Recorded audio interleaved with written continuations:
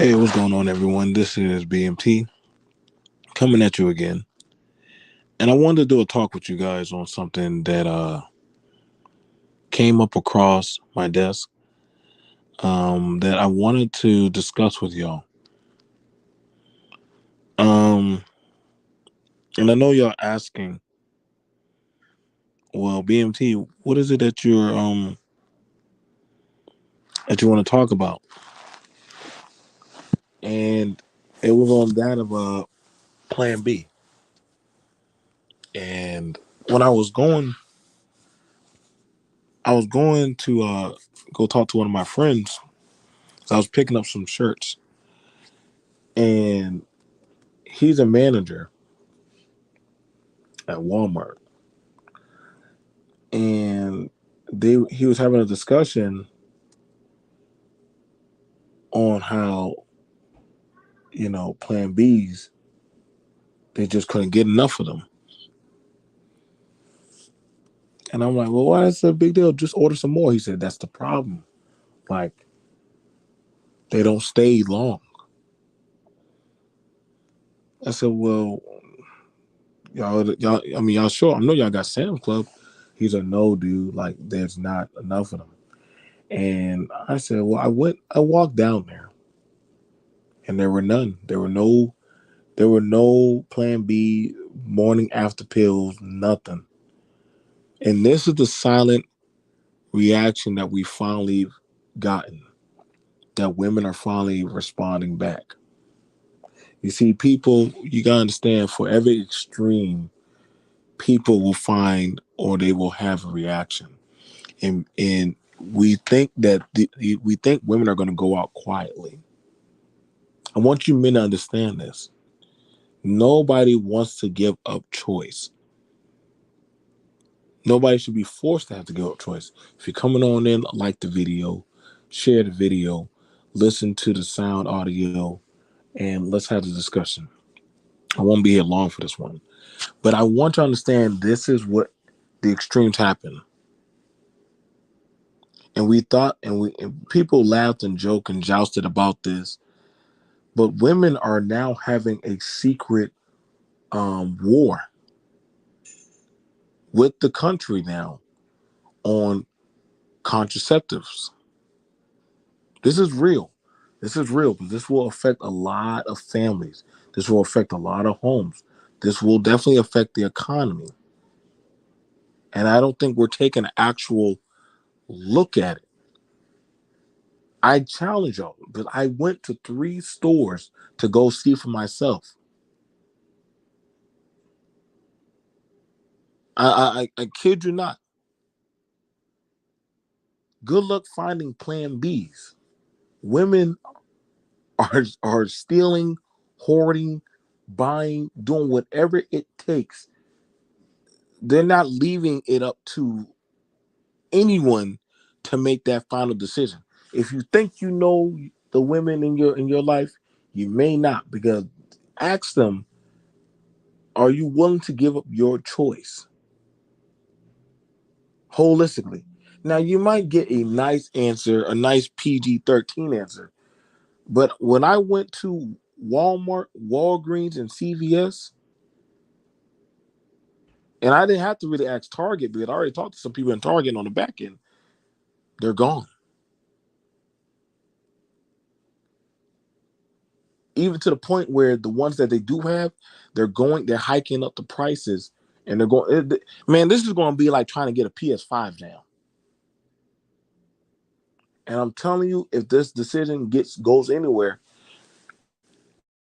you're going to really start seeing a buffer of a change. Now, I know some people are saying, "Well, this this is not a men's problem," and I would say to an extent, it is. This is actually going to affect the men in the long run. This will affect households. This will affect policies. This will affect how women maneuver in society. I know some people will say, "Well, good. Now they're going to, now they have to be cautious of their womb." Okay, fair enough. But their choices of what kind of men that they're going to actually want to be with. you may not be in that bracket anymore.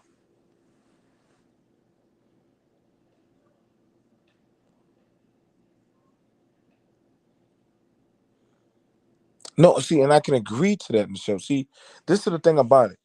Y'all think whether women are for life or against life, one thing that's almost unanimous with women, they do not agree that any woman should have a man or anybody else having that right to choose about their body.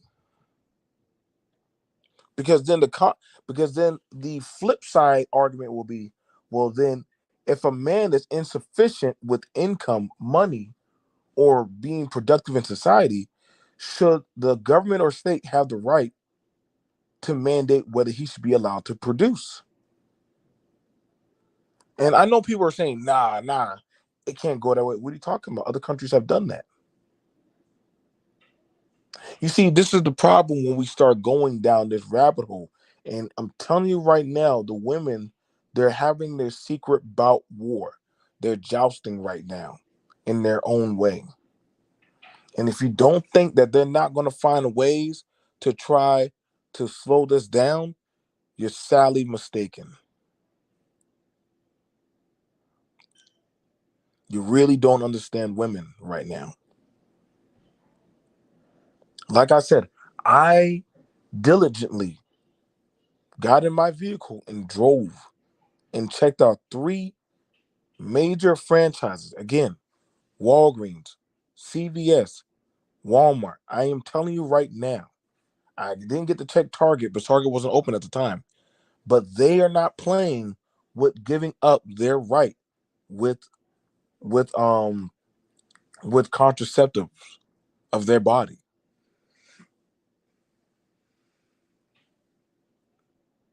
And this is not about so much of, well, that sounds like something feminists will say.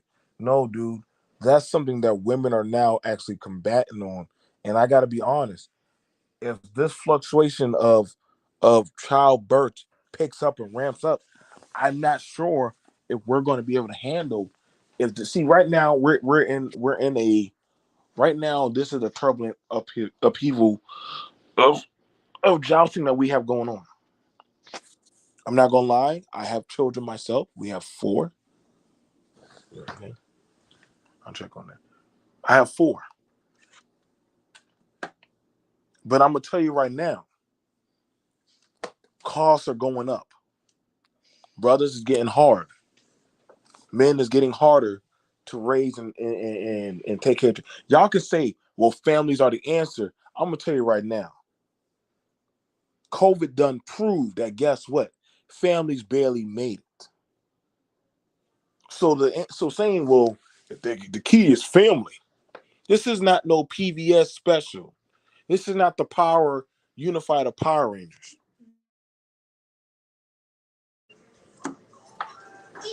Okay.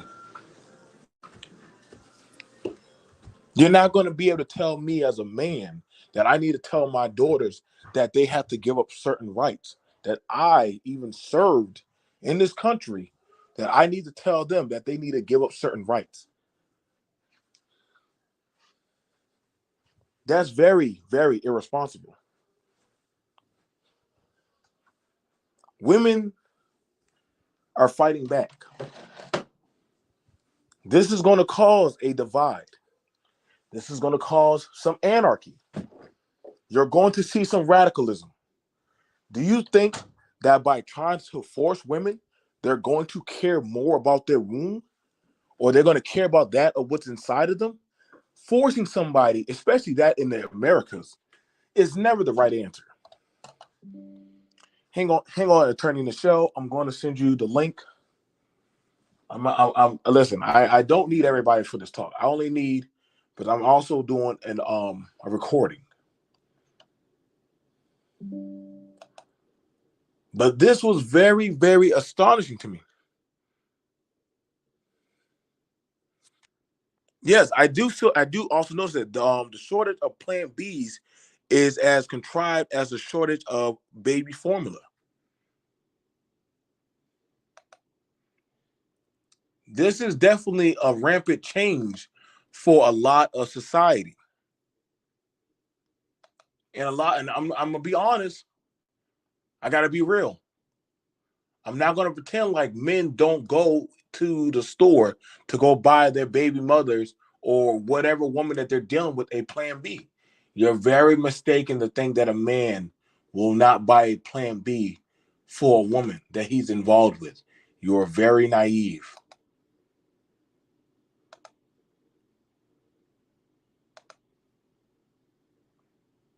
Y'all thought y'all had a problem with child support before.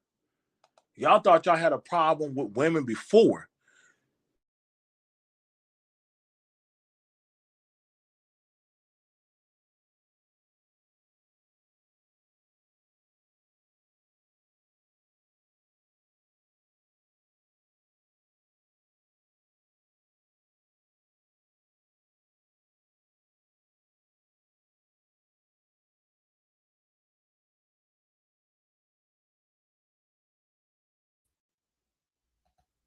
Okay. Like I said, here we go.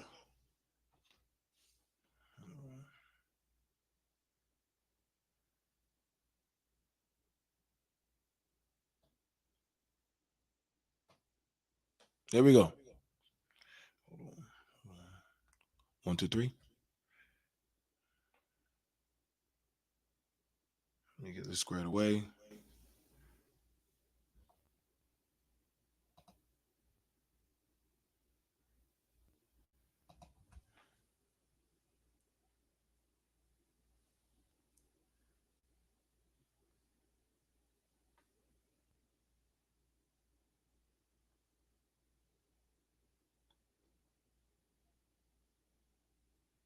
I'm trying to get. Okay. There we go. So we're having a realistic conversation. This is something that I'm doing on the men's side that a lot of y'all men, y'all might need to be wary of. We need to be wary of that women are now taking it to this extent of women are now taking it to the extent of by any means necessary. They are taking it by any means necessary. If I got to go get plan Bs, I will go get plan Bs and I will stock them up. If I got to reserve, they got to reserve their body for sex. And I can bring, and if I need to, I probably will do a vote later on and asking the women probably real quickly, but I only plan on going on for 45 to 30 minutes. But we're definitely having it where y'all need to understand, man, the women are not going to go out quietly. This is not just left leaning women. This is also right leaning women. This is not just lower income women. This is also middle class and upper class women. They may smile in a lot of you men's face and say, "Oh yeah, I agree. Roe versus Wade might be bad," but I could tell you right now, they're going through those drive-throughs trying to find any type of contraceptive that they can because they're like, "Holy crap, they're literally about to take my rights away." And a lot of people, there's nothing more frightening than to know that your rights are going to be taken away. We done seen people freak out for toilet paper. We done seen people freak out for gas. So why would y'all think women are not freaking out for that of the control of who has say over the womb? Men, if y'all are afraid so much of child support, y'all might want to actually. The question is, should y'all be for versus Wade? Because this is going to affect that of the nation by far in whole. And this is not me, BMT, taking or caping for women. I'm looking at I'm looking at the whole of this won't just affect me. This will affect our children's children, and our society.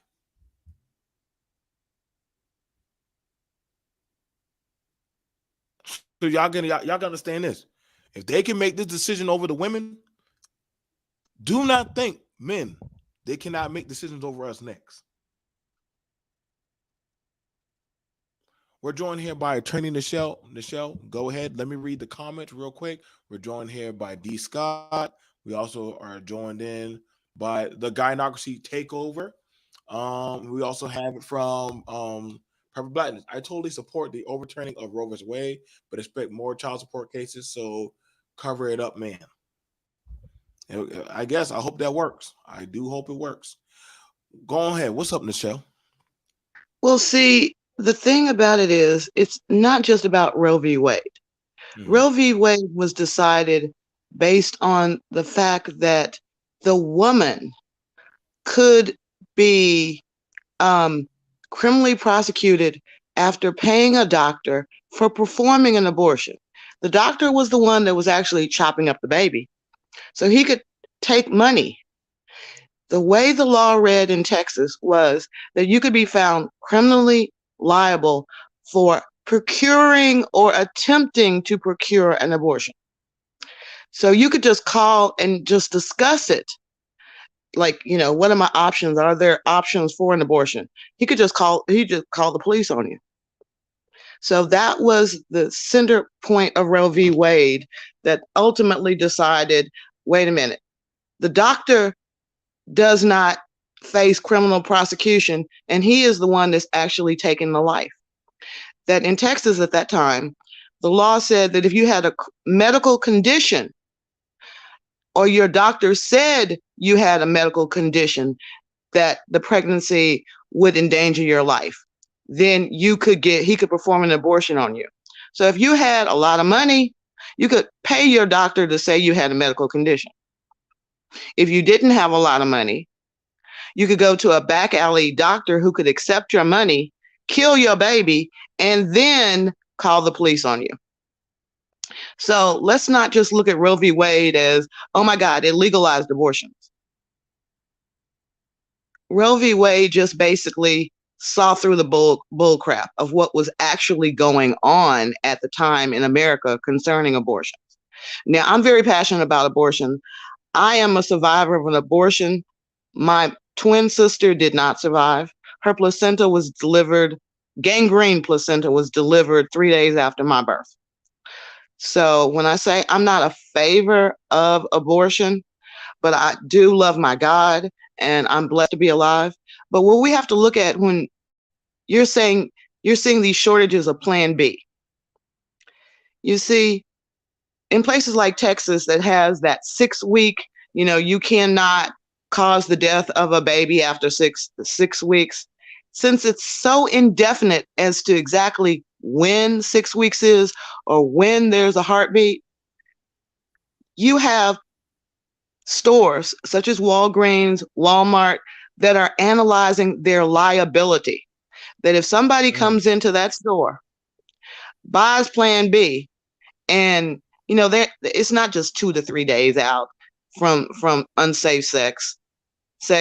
They've had unsafe sex a couple of times, but maybe they forgot to get the Plan B. So now they're like 6 weeks out, have another bad encounter, condom slips, breaks, whatever. They buy the Plan B. They start to miscarry because of the Plan B. They go to the emergency room to see what's wrong with them, and now they are arrested. That has happened. Wait, hold on, wait. You're telling me this.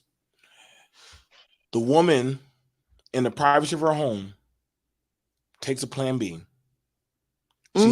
She has bodily issues, Hmm. goes to get medical treatment, and they arrest Hmm. her.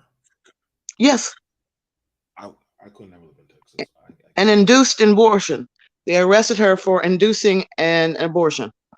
That is crazy. That's madness. So that's That's what honestly. women are really afraid of at this point in time, because there are no men who try to pass laws about women's reproductive health are as ignorant as some of these men who talk about, well, why is there a baby formula shortage? Why aren't you women just breastfeeding? It Now the shows. now let me ask you about that because I find this is very interesting. People are complaining about family, right, Nichelle?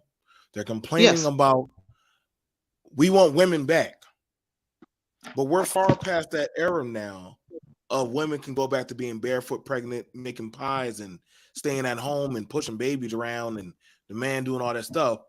But we're now like, okay, so we want y'all women to revert drastically back to the 1940s and 50s woman, which that'd be crazy. But then, in the same sense, there's shortage on baby formula for whatever reason, and also we have it whereas to they want them to not use contraceptives to protect themselves. The I'm no, what's going on with all this thing? What? Yeah, that's irony right now. So you don't want me to not to hey take responsibility and say hey I'm gonna pay the $60 and chop it up and just not do it. But then if I have the baby, I can't feed the baby. So what the hell? What are y'all having me do this for? and also don't forget there are women out there. I saw an interesting discussion between a very successful woman and a successful man. And he asked her, he said, "Do you believe in 50-50?" She said, "Oh, no, no." He said, "But you make a lot of money. Why wouldn't you pay half the bills?" She said, "Because I am going to be the mother. I am going to be the one that bears your children." She goes, "Right now, I don't do the cleaning because I have enough money to pay for the maid. But, I love to cook. I'm going to feed my family." He's like, "Oh, well, that's not fair. You mean, if I marry you, I'm going to have to pay all the bills and you just get to sit on your money?" That appreciation for what your mother did for you. A lot of times, a lot of us are in a situation in which we can recall our childhood and our mothers working, whether dad was in the house or not. Mom was out working, and mom somehow or another made sure the laundry was done, even though at 9 years old, you might have been cooking your own food. You might have been ironing your own clothes by the time you were 7. Somehow or another, your mama ran the household and helped pay the bills. And you have a lot of men who believe that their wife should be just like mom. They don't even recall that mom was probably at home until they started school, because mom was not letting just anybody watch her kids. She didn't trust just anybody around her kids. And so Right. until her kids could walk, talk, and communicate, if Big Mama couldn't take care of the kids, Mama was taking care of the kids. And somehow or another they made it work. But you have this paternalistic attitude in corporations that we often overlook, that you do have some of these hard noses like Elon Musk that's like, fuck it, if you want to get paid, you need to come into the office. I'm sick of y'all not coming in the office. No matter how productive they may have been from home, he don't care. He wants to see them grinning and chinning in his workspace. So you have a lot of men with that mentality when it comes to women. They want women. It's not they woman. They're concerned about women in general, which makes no damn sense. Control your woman. Control your woman. If Now, this woman, you can't control her, don't worry about you women don't want to be controlled no more. hey, Because now trust here's me, mhm. Go ahead.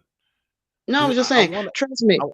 that Mhm. back in the day when you had strong fathers and strong brothers, a strange man out on the street bet not come up and try to control their woman.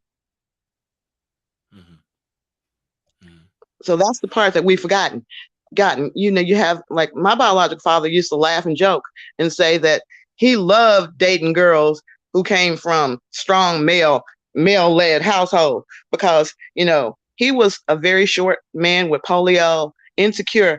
He couldn't fight that man face to face, but it was like a joke for him to sneak in and like tap that ass and run back out, because he felt more like a man. He got over on yeah, that man thought he was so big and bold. I tapped his daughter's ass and it wasn't shit he could do about it. You have men like that. It's not about disrespecting the woman per se. It's about disrespecting her brother, her father, her uncle. That's the way they get even with them. They disrespect the women. So let me. So in asking that, and we're just trying to make sure it's clean for y'all. You guys, we're definitely going in a different route. I'm gonna definitely have a conversation with you, Michelle. I think you'll be very pleased with the route that we're going. When I tell you, um, I want to give a special shout out to DJ Shell. I want to definitely give a shout out to them giving us the opportunity. We're going to be doing more radio, um, and not as much YouTube, but we'll be doing radio. And I think it's time for us to actually go to that next level, um, because we need to start having the more broader conversations. We'll still be urban in a sense, but we'll be playing on a bigger field. So shout out to DJ Shell. Definitely the brother's solid in this one. But let's get back to the topic. When it comes to looking at this, uh, we done seen when COVID hit, families were struggling to get by. Was that fair to say? Um, Yes, it's true. a lot of people had to quit their jobs because they had to choose. If school shut down, I can't go to work. Can't just toss a baby anywhere. I can't go to work. So I have to make a decision: work or baby, baby or work. And that took a strain on a lot of people. When it comes to baby formula, newsflash: a lot of women cannot holistically just produce milk on the fly. They can't just do that. I don't know why people don't know anatomy by now, but some need help. Some eat certain type of cookies that help them make milk. Some can go natural. Some have problems. Um, uh, the Plan B, I can tell you right now, especially in the Carolinas, they're short. There's a big shortage now. But Our what I'm saying is, Joe, there is on the macroeconomic level, Go and ahead. I'm going to say this, I'm going to have to make it a little racial. White women are not having enough children to replace their population. In order to replace the population, white women, each white woman in the United States is supposed to produce 2.3 kids. Same way with black people. Black people are right at 1.99 children per woman. White women are all the way down to 1.7. This is not broadly talked about in our local or mainstream media, but it is there, it's behind the scenes that the white population is dwindling in the United States. The black population is barely able to maintain its 13% of the population. Asians and Hispanics are growing. They're having more than 2.3 kids per family. Asians are like 2.8. Hispanics are over 3. So they're looking at this macroeconomic level, and it's like, how do we maintain this racial complexion of the United States? Well, there are white men who are arguing that providing public education has been a detriment because women grow up thinking, I am going to limit the amount of kids I have so I can pursue a career. There, Right. so Is that now? Is if that a bad thing? Because is that a bad thing that it's a bad I, thing if you're looking at replacement let me population. okay, so let me ask this, and this is the really good conversation. This is a really good thing, y'all. If y'all coming on and like the video, um, we definitely having a conversation. Are we asking women? And this is a big one. I got to be honest. Sacrifice education to start a family. You can't serve two masters. Either you're going to chase your education in your career, or you're going to do the family. And Michelle, watch where I'm going with this, because you and Mm-hmm. I both know. Good luck. Don't believe them commercials. I was a mother with a baby and still going doing full time college and breastfeeding and up. Stop. That girl, 2 rooms over, was losing her mind, baby hanging on one breast, other kids screaming. I'm losing my mind, picking up Subway sandwiches. Gotta go figure out how to put the diaper on. Listen, y'all, it ain't pretty. And I'm telling you right now, when you start doing your career, a lot of younger people understand. There's a reason why it's called settling. Is that fair to say in the show? It's called Yeah. settling. When you start to settle, you're going to slow down. Okay? You're going to slow down because then you're now focused on that of the nurturing more so of, hey, I'm out here in the wilderness. And so now the women are now being told, we need y'all to come out the wilderness, go into nurture mode. Is that's what's being done right now, that they're trying to get the women to say, but I'm just saying, the population is definitely dwindling. The black population density is going down. We're kind of being mixed, blended in with the Caribbeans, the Africans, and even sometimes some of the Afrocentric Hispanics. We are being blended in with them. So do not think Black America is expanding. If y'all think it is, it's not. Black women are barely trying to have kids like that, and it's not. Listen, when you're And taking if they children, do have kids, and if they do go have kids, as everyone knows who watches the show, I'm a proud member of Delta Sigma Theta Sorority Incorporated. Have some incredible line sisters. We were Armageddon 16. We were the last official line to cross in the nation. So I'm giving you my age away a little bit. But out of that group, only 8 of the 16 ever had children. These are highly educated women. Went to Duke University, Harvard, Yale, Georgetown, UVA, Howard, all grad degrees. 8 women could have children. Out of the 8 women that could have children, 4 of them waited until they were so old the kids were born autistic. I shot it mm, down the middle, but it is a, when you're trying to work, I mean, there's no such thing as 9 to 5 anymore. I don't care if you're male or female. It's pretty much like it's pretty much along the lines of, you're lucky if you go in at 7 and get off at 5. Maybe you get a coffee break in between, maybe you get a lunch break, but the amount of work, and let's not talk about these extended commutes.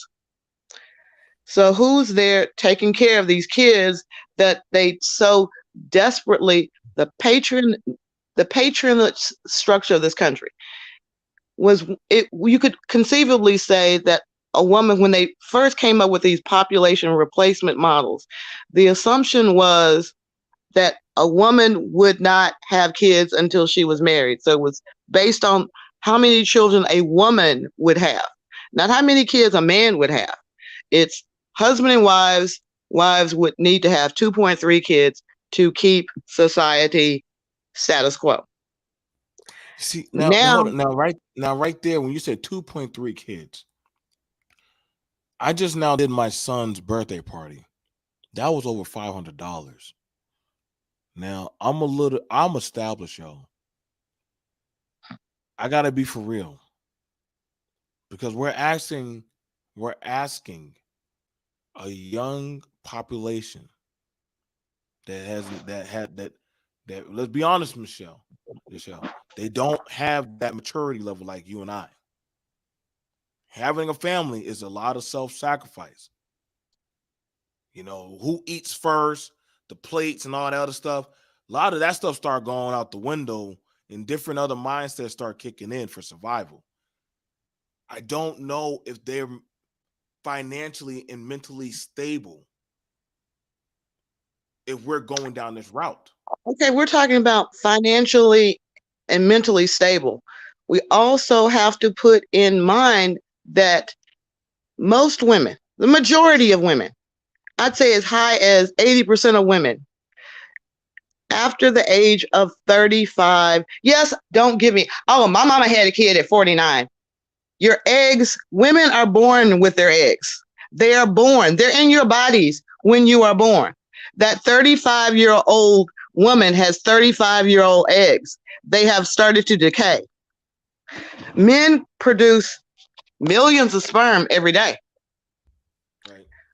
Women, on the other hand, have a set amount of eggs that they will drop down in their entire lifetime. And the older the woman gets, the more deteriorated the eggs get. That's just a simple biological fact. So we're pushing these women. We say, oh, you need to get financially stable. Well, for a man to be financially stable, he's usually 28, 29, 9 for him to get stable. Women may have a little bit harder time than men due to other responsibilities. I mean, there's sometimes, just being honest, men don't have to deal with cramps. Women do in their childbearing years have to deal with cramps, migraines, bloating, a lot of other issues that may physically hamper their productivity and their performance in the workplace. So now you get women that are financially stable, 32, 34, that window of popping in, popping out a baby. You finally got financially stable at work and you're going to start having a baby. What do you think your employer is going to do to you? Mm. Oh, your performance was so good. We're so sure that, now that you've had these two babies or three babies in the last 5 years, you're going to be so productive. No, that's when her financial success starts to diminish because now there's only 24 hours in a day.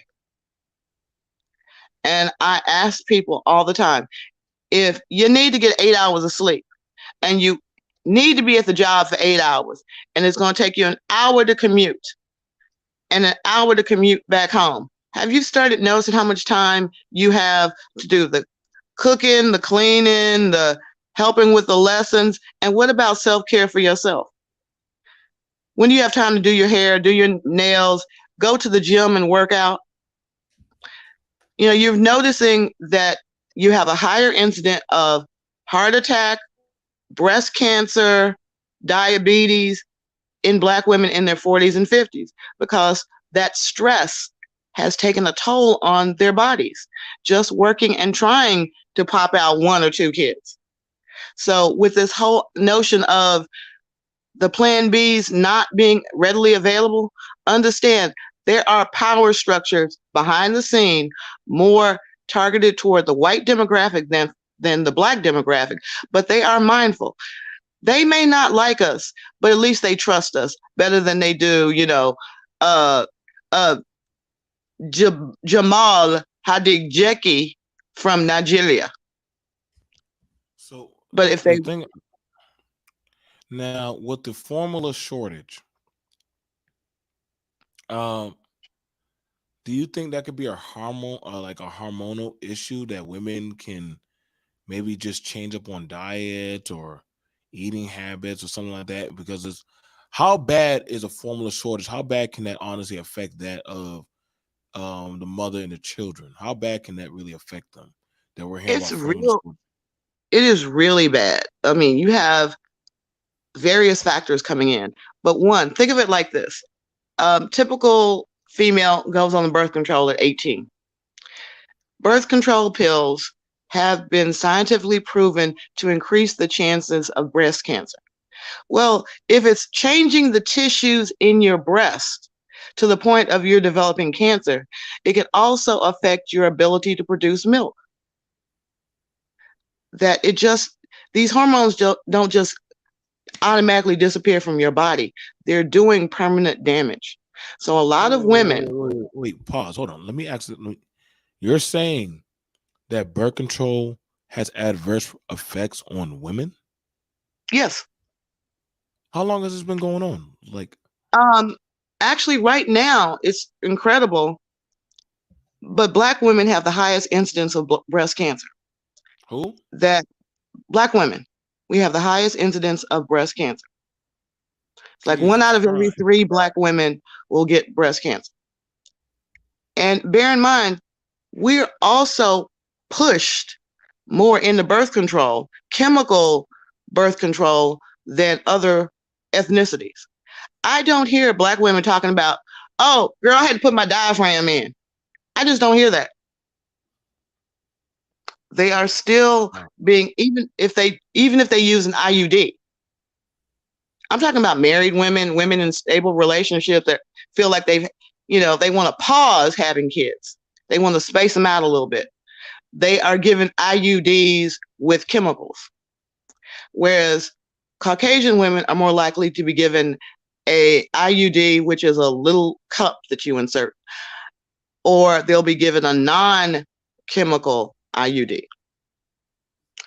So Well, understand there's a broader plan going on out there. yeah. Now y'all gotta understand this, and I want listen for a lot of the women to understand this. I'm a man. Okay, these are not conversations holistically that men and women have. We can agree on that, right, Michelle? So Right. it's not like, and you're taking that from, and y'all need to understand that men and women, especially in the Black community, we holistically do not have these conversations. Medical, healthcare issues, insurance, school policies, lobbying, those are not the talking points that literally Black people have. Now, to be fair, Black women are more vocal in voting and lobbying than Black men in those issues. But however, having the broader conversation, it doesn't happen. So my ignorance on these things, I only know for what I know if I ever went into the OBGYN clinic with, you know what I'm saying? If I had a woman going in there and I was like, hey, is this the man? Yeah. So we're going to be doing this. She ain't really talking to me. The doctor can, but holistically, if the woman says, I don't want a man in there, which they can tell me, I have to get out.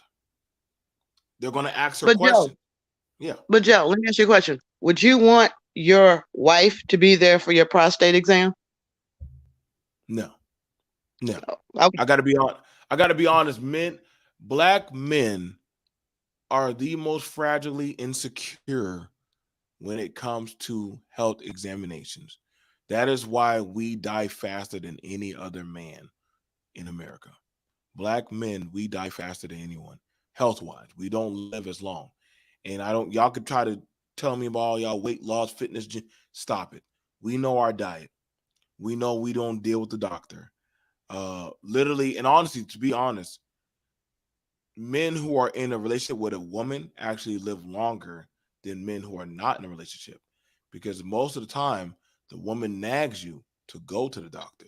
We can look up the statistics and the facts, but men that have women in their lives, them wives, daughters, aunties, sisters, whatever, they're kind of beating on that man's back. Hey, go get your prostate checked. Hey, go get your blood checked. Hey, you need to get your eyes checked. Men for the hard point, I include myself.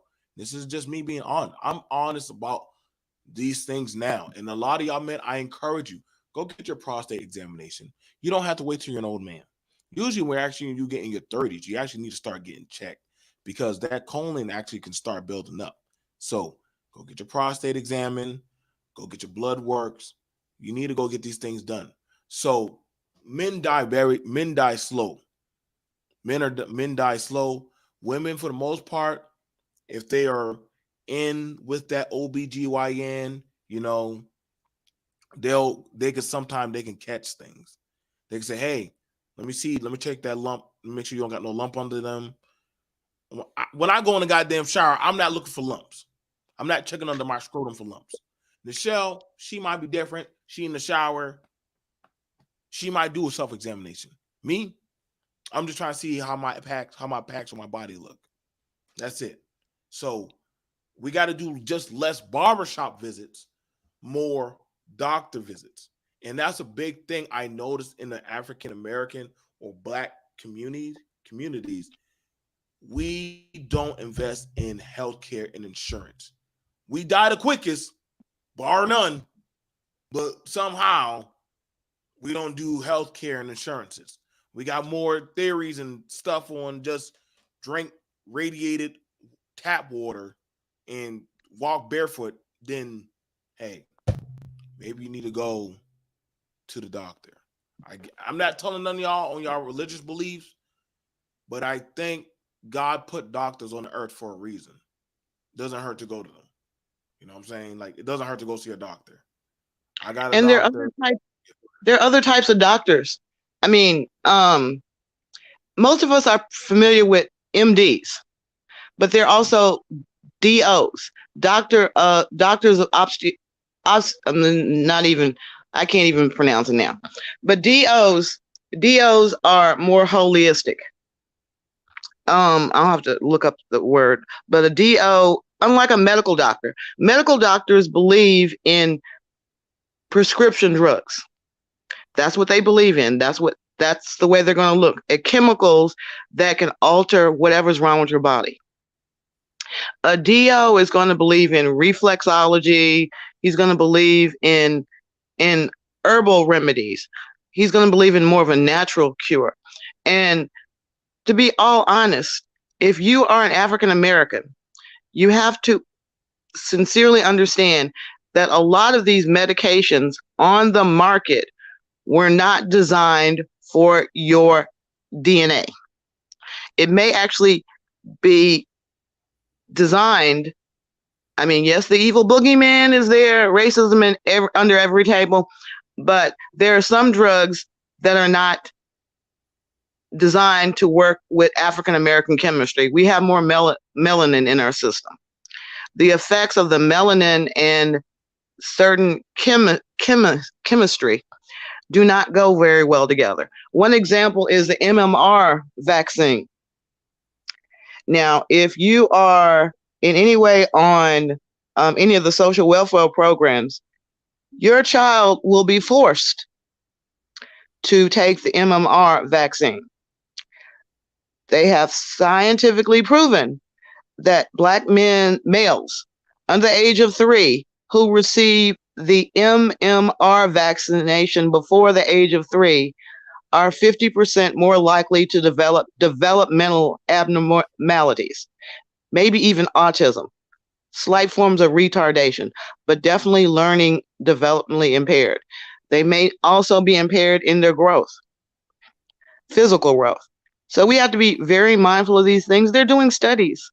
They're seeing how these drugs affect us. But many in our community, many doctors in our community aren't looking at those studies. They're just looking at the fact that, okay, the government says they will pay my office if I give out these shots. I'm just going to start giving out these shots and not wondering. No. You're right about that. My family has a thing with diabetes. We have it. It is what it is. And even I had to start being aware of when I love my pork, I love my bacon, I love my pulled pork barbecue sandwiches, but I have to start being aware I'm not invincible. Now, when we say that, I also that's why we don't give our child vaccine. Oh, okay. When we say that, I also have to be very well mindful that for me, I think they were when I was in the VA, they were giving us medication for they were giving me medication for my anxiety. Little did I know the same medication they were giving me up my blood. So I was almost at risk of having diabetes.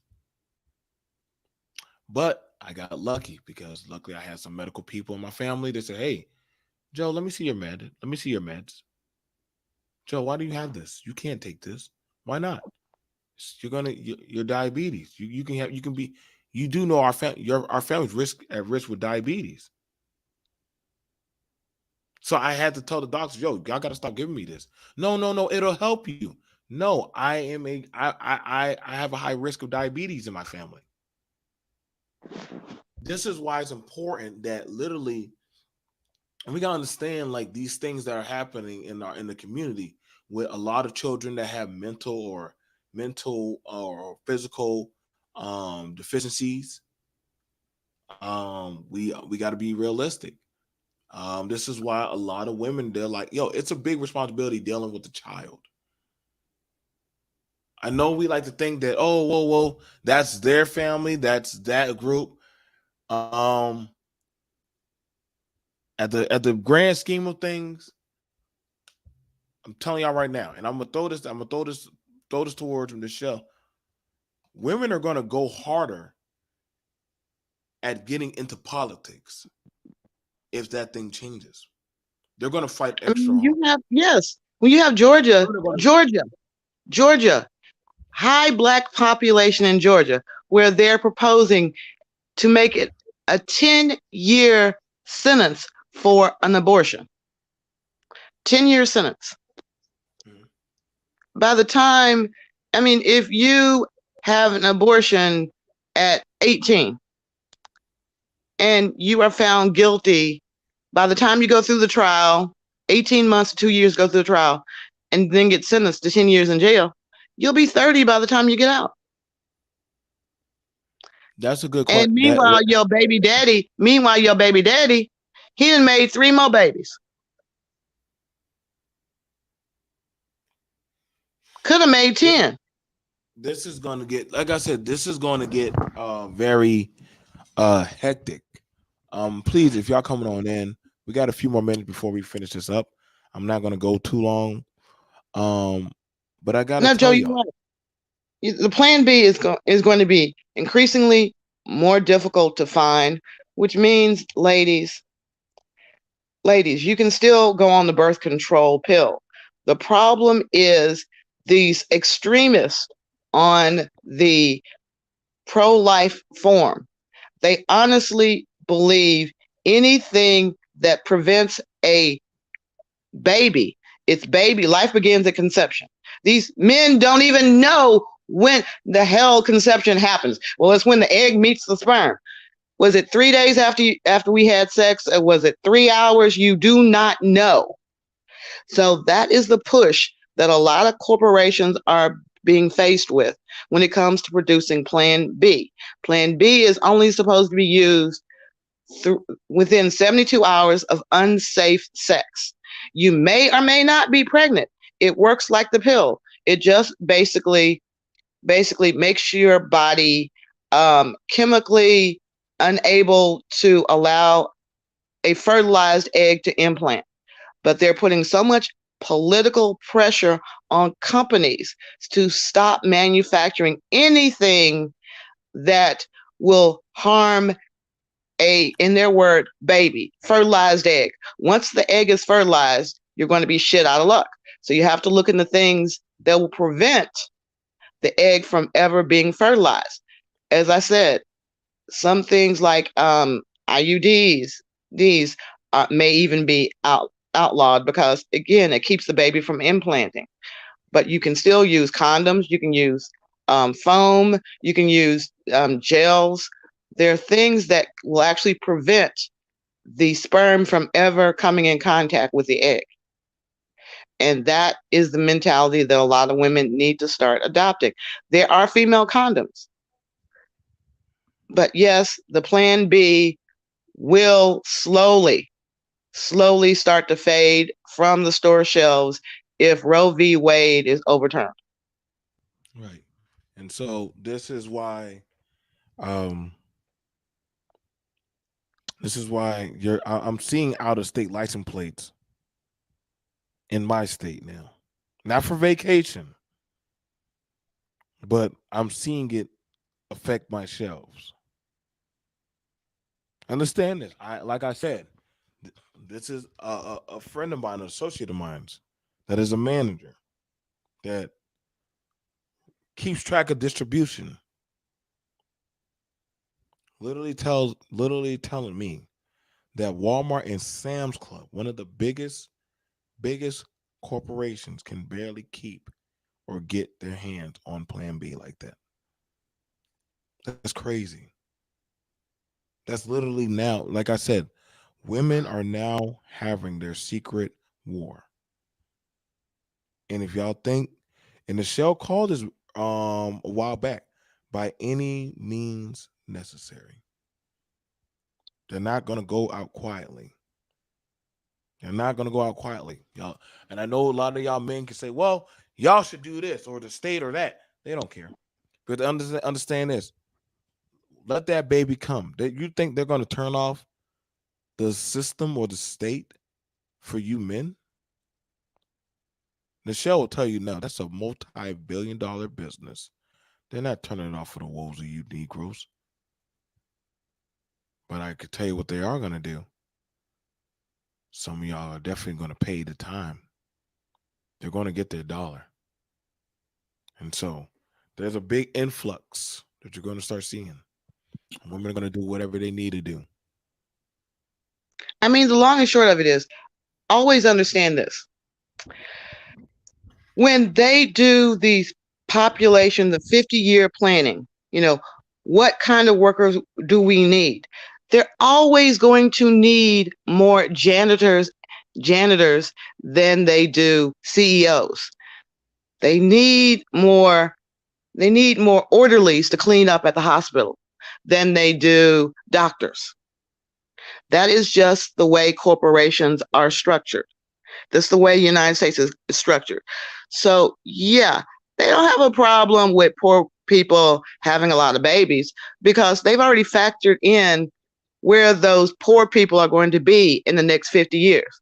They're going to be cleaning somebody's toilets, mopping somebody's floors, you know, doing the manual labor, chopping down some trees. They are going to be, that's where they're needed. If they can't get American women to produce these types of future workers, then they will start importing labor. That's what this is about. It's about where will the labor market be 50 years from now? Now, I know everybody wants their kids to grow up, have a nice little office job, maybe even be a doctor, a lawyer, judge, politician, something where they can wear cute clothes and not get their hands dirty. But that is not the way the policy planners want things or need things to be. We can't have there's an old saying that this one town made a wish that all of their children be males and all of their cattle be females for the milk. A generation down the line, they had all female cattle, and the cattle had no one to reproduce with. They had all male sons, and the male sons had no one to reproduce. So when we think of our policy planners, they're not thinking, oh, what are they going to do 5 years from now? They're thinking next generation, 50 years down the line. Where are we going to be? And that's where we as African Americans need to start gearing our conversation. Forget talking about generational wealth, because guess what? If you're going to talk about generational wealth, let me sit down with you, pay me my $10,000 fee to set up your trust fund so that inheritance tax does not eat away at what you think is generational wealth. But these are conversations, some conversations are easy for people to have.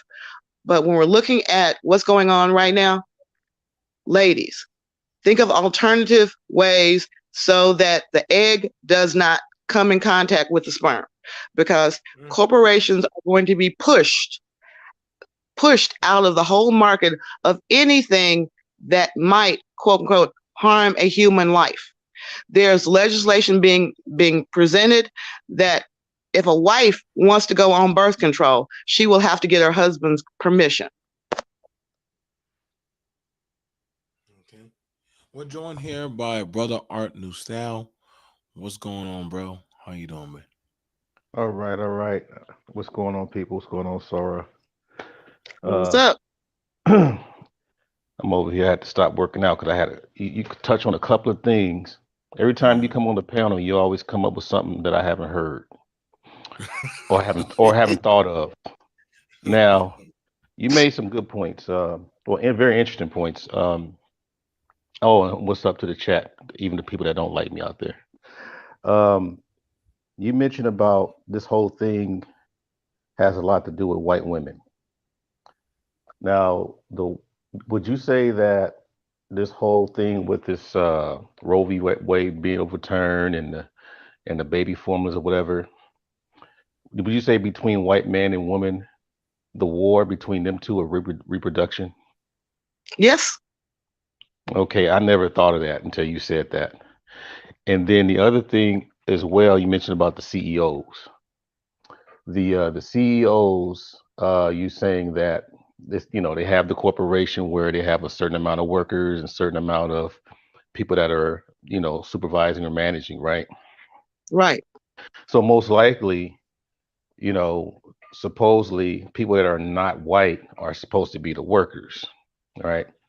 So the fact that these white women are not giving birth to fill managerial positions and other, ownership type of positions, is that what's going on? Well, you also have to understand this. It's not necessarily what we consider white people. White people. What powers it It be? is understand um let's put it like this. European society had serfs. Hmm. They had nobility and they had serfs. So their translation to the United States was that only serfs were able to be coal miners. Only serfs were working at GM manufacturing parts. But what basically happened was other minorities pushed their way in to those serf level positions and then started moving their way up to management, then upper management, then the forming corporation. But they still need that serf level worker. It once was poor whites that did it. Then it moved into blacks, then Hispanics, now Asians. I mean, it always cracks me up when people say, "Oh, Asians are so smart." I'm like, if they're so smart, why are they the ones that are always doing my nails? Mm. So that being said, that Asians have one advantage. They will start a corporation and import serf like labor at that corporation. They maintain that we're an Asian corporation, but there's upper echelon Asian, and then there are the serf Asians that are actually doing the sewing, they're actually doing the cleaning, they're actually making the dough, whatnot. Whatever that ethnicity is well known for, they will have workers and they will have the nobility. In the African American community, we've never really espoused so much to having a nobility. We've had Hang some on, let me very do this real quick. Michelle, you're using a word that some people I know some. Now we're talking on chest level, and this is no disrespect to anybody. We're just we're so let's just show y'all real quick because Michelle's now using a term that a lot of y'all don't understand on how structures are done and dealt with. She's not saying surf like surf up. She's saying surf, a surf. Literally, they're actually It's like we a are right peasant. now, America, right. America right now is in need of serfs. Whether y'all know it or not, this is the reason why they're begging people to come to work. They need new serfs. An agricultural laborer bound under the feudal system to work on his lord's estate. In other words, at one point, this listen, this country holistically is actually it was built by serfs, maintained by serfs, but now the serfs have elevated and moved on. They don't do what they norm. They don't do what they did anymore. I'm sorry, you can't tell BMT go out there and go cut grass. I'm sorry, I'll look at you crazy. Like what? No, you go do it. You can't tell Nichelle go breastfeed your baby. You can't tell Art to go do iron work. Those days, and I'm just using us for it. In other words, and not just farmers. Understand a lot of the bedrock of American society was developed by serfs, and so because You had it where I don't have to do that no more. It's scary. This is why the older dog. See, we confuse white with power. And I I understand we mean, think that they're both the same. Go ahead and Art. the And I reason why think I'm, you I'm and because go ahead. you touching on it right there, BMT. That's where I was getting at. But I'm not going to take the eye off the eye off the Go ahead, ball, go ahead, go ahead, because go ahead. people that still running stuff don't look like us. They just keep that 100, and they don't look Chinese either. But Mhm. for the most part, I'm glad you brought that up with as far as the slavery dynamic, because the inception of America, where they really revolutionized this whole thing about that caste system, right? Well, white people on the top, black people on the bottom. And matter of fact, our bottom was below bottom. And then when you going further on after, post slavery, when they start trying to bring in foreign workers and stuff like that, when we were already capable of working, I think that's where sister was going. Well, I don't know if she was going there specifically, but when they were bringing in the foreigners, like the Italians and all them, that opened up a Right. whole nother bag. So even though Italians still, considered white, Irish, and all these different types of people, a lot of them still have ties to their country.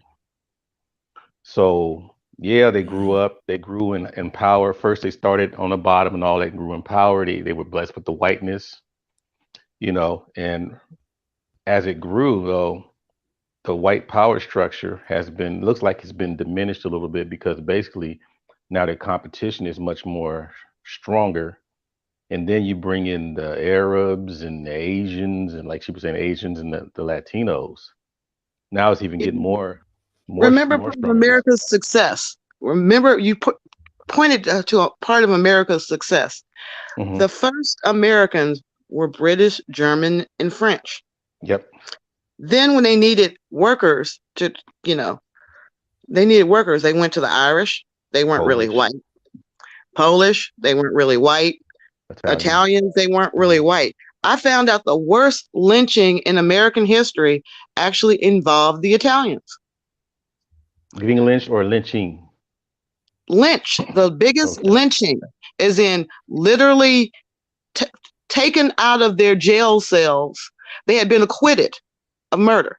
All of them had been acquitted of murder. After a jury trial, the judge said, "Well, let's not rush to judgment right now. Put them back in their on their cells so I can figure out what to do." This judge and the mayor rallied up the non-Italian townspeople, and they rushed into the jail and killed 12. I think there was a 13th defendant that hid and was able to survive. But they just literally brutally drug them out of their jail cells because they weren't considered, they were coming in taking jobs away from real Americans. So understand how this Was this in country New is. York? It was in Louisiana, Okay, in Louisiana. Nolo, New Orleans. Hmm. Um, it's and it was osteopathy, doctors of osteopathy. Sorry, I couldn't remember that word. Y'all know I've had 3 strokes. I'm just going to say that again. But one of the things that, again, getting back to the Plan B, there are the 3 countries with, I'm going to say, the 3 entities with the highest GDP, gross. What is it? What does it stand for, Joe? GDP. GDP. Hang on, I'll pull it up for you. I like teaching. Seems like I'm doing a lot of that Mhm. today. Well, Hang anyway, on. that's basically how much money do you control? There's the US, there's China, and there's a company called Blackstone. Blackstone. Blackstone has $21 trillion under management. $21 trillion. That's how much of the world economy they control. And Blackstone's agenda is not the same as my agenda, your agenda. They want a population that is largely serfdom, serfs. They're content with just, you get your meal, you have barely enough to eat maybe a roof over your head, maybe a few creature comforts, but the rest of the money is going to the nobility, the elite. So gross domestic production. So you think about it. If you have a corporation like Blackstone that is global, that has almost as much money under management as the United States, the chief capitalist, the United States is at $35 trillion a year. China is right at $30 trillion. So much for capitalism. They really know how to make some money too. But China's at a differing point. China went through a period in which their household could only have one child. And as a result, 50 years from now, they're not going to have a lot of workforce because their men right now can't find enough women to breed with. So Well, see, China's going to popular. well, see. Now here's the thing about that. Now in using China, right? Because this is why I said this is not the first time this happened in the world. China now, they can't get the Asian woman to produce, so they actually went to the African woman, and they're producing with the African woman. Now the thing about it is, if they produce with the African woman, they don't give that mixed baby The the same rights and same. amenities. Right. They don't give them. They don't give the African baby the same rights and amenities that the pure Asian Chinese baby gets. So that would actually be the new class of serfs for the Chinese Exactly. community, because they're like, well, I produced. I couldn't get the Asian woman, but I got this woman, and literally that's actually what's happening right now to Africa. Africa, in a sense, is being re-terraformed to as to where the women are being exported as new stock or cattle. I know it sounds bad, but it is what it is. That the women in Africa are being exported into reproducing with Asian men. They get some money. They might get a little bit of, their family or village might get some stuff. But in the same sense, guess what? They learn Chinese. They learn their customs. This is how they're re-terraforming Africa. Africa, by the time, if I go back over there, they'll be speaking Chinese and stuff, and they're expanding their culture into Africa, which is wild. And so, guess what? They can't build any more factories in China. They can't, because of the health issues. Issues with the air, issues with the food. Well, they already got we already know the big one that they just had with the whole world. So I have to go elsewhere to do that. Now, to be fair, they said, well, they could do that in America. No, they can't, because Americans are going to be like, well, what's going on? What's going on? They terraform economically in America. But in Africa, they don't have to do that slowly. They don't have to do it slowly. They can actually go at full speed. Now, when it comes to that, in America, and I gotta give a shout out to our brown neighbors down the road, the Latino community. They're mixing with everybody. Now, the thing about it is, all Latin America is a complete mix anyway. Go ahead. it is a melting pot. It is a melting pot. But here's the thing that I noticed that was very interesting when I lived in Florida and most of the Southeast. Who they allow to have certain talking points and privileges of speaking for their conglomerate, that's a difference. Because they rather have somebody of certain types of, you get what I'm saying? Like, this is Abuela, this is Gomez, this is the whole, Cartello family, whatever. And this, we raised our son to be a lawyer, to attorney, to sheriff. Now he's a mayor. And guess what? He came straight from this. He was indoctrinated to do for us. and they believe in that. Like there is no I'm half 1/3 this, and then I'm coming in that, and then I'm going to speak for y'all. No. They want somebody from direct access that they know. You will be at the meetings, you will be at the conversations. We will have the hard conversations. And I know because, like I said, when I lived up north, listen, when I'm a black man, but I knew dang well when I was on a Dominican street, English stopped. There was no more English. They might say, "Hey, what's up?" But when they talking to each other, I said, man, I can smell the food. I can. All right, I just knew. I said, I don't think I'm in America anymore.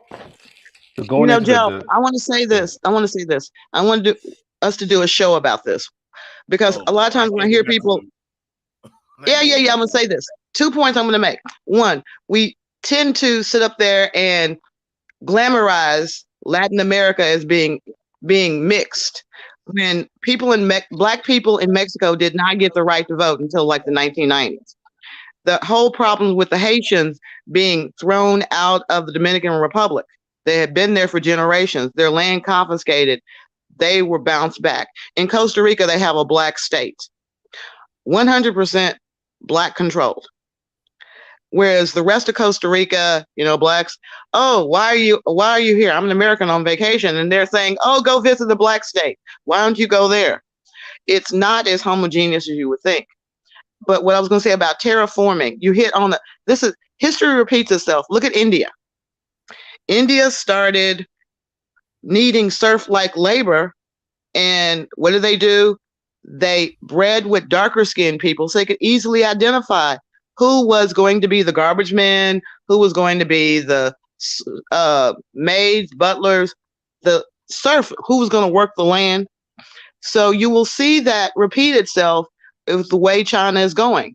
You're going to have the lighter skinned echelon like the Brahmins all the way down until you get to the untouchables that are the serf workers that will know to stay in their place. You're not going to have the garbage man's son. The garbage man, realistic, is not going to be able to say, I'm going to teach my son to one day run this country. They are going to make sure that does not happen. That's not happening. They don't do that. They don't do that in those countries. Like, you are who you are, and that's where you stay at. Go ahead, Brother Artnesdale. Go ahead.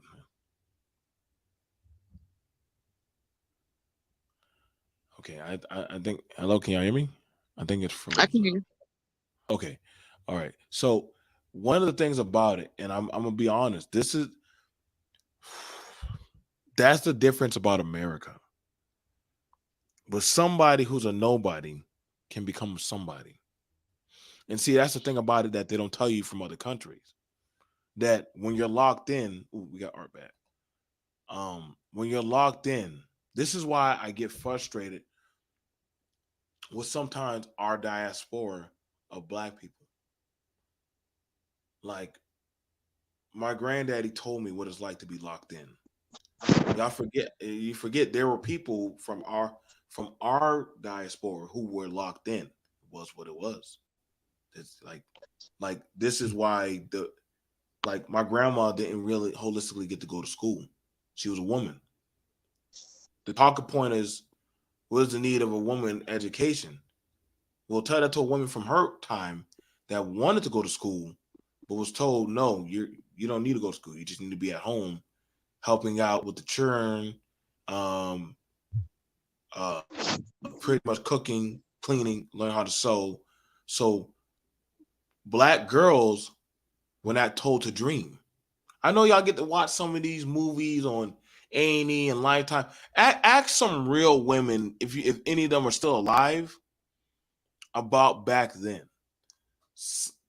It wasn't uncommon. You don't have to go back that far. You can go back to the 60s and 70s.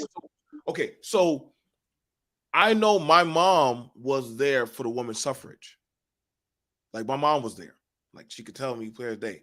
She's not a feminist, but my grandma damn sure made my granddaddy was he made gosh, What did he do? He worked in the mill, but I know working in the mill it killed him.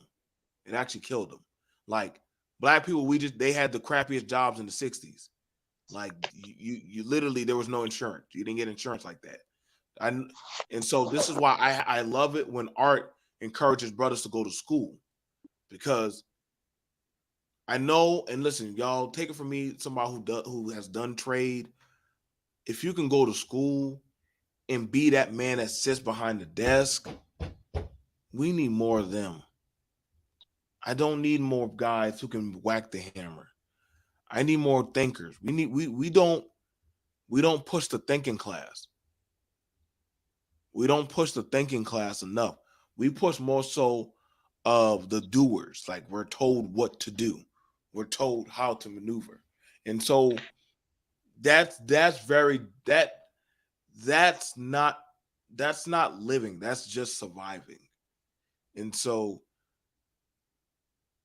I'm We learning do, that we do, Joe. I'm gonna say it like this: we do in one sense, but again, it goes back down to if you go to Africa, you go to European countries where they have leadership. You know, how do you say too many chiefs and not enough Indians? The black yeah, community tends to strive for everyone being a chief and no one being an Indian. It's insulting. You think you're better than me. But at the same time, when black people used to pretty much control the whole chauffeur industry, we were the chauffeurs, we were the cooks, we were the maids. Now I see people sitting up there talking about, yeah, I'm going to work for Uber. But you would never have worked for a white man and be a chauffeur. That would have been beneath you. But doing Uber is fine because you can set your own hours. That people who can exploit people, whether you like it or not, business is about finding a weakness and filling that gap and making a profit off of doing that. So mm, yes, and to the lady that said black, I meant black rock. I said black stone. Black rock is domestic. Black rock does the residential real estate market in the United States. They just started a new venture called April Ventures in April, and they put 90,000 homes into that program that will be on Section 8 for the next 20 years. These yeah, homes will be getting rent of approximately $2,000 to $3,000 a month, paid by government, guaranteed yeah, money. So we can think bigger like that. If we're going to talk about Section 8 housing, I have no problem. If we're going to talk about food stamps, I have no problem. As long as we are positioning ourselves to be one of the providers, one of the distributors, not always a consumer. Because at the end of the day, that plan B is going to disappear. And that is really going to hurt the people who cannot afford to go to the OB and get on the pill, or who cannot afford condoms, foam, gels, all the other types of things. What you're going to have is a lot of people who, but for, maybe, oops, I messed up. I got $40. We'll go half on it. I'll give you 20. You pay the other 20, and we avoid an unwanted pregnancy. Those are going to be the poor people. They're going to be having that conversation about us having to split. The reason I had this baby is because neither one of us could come up with $40 or $50 for Plan B. go ahead, Art. Go ahead, brother. Okay, sorry about that. No, you're I had to good. You're start good, brother. my phone all over again, but I had to respond.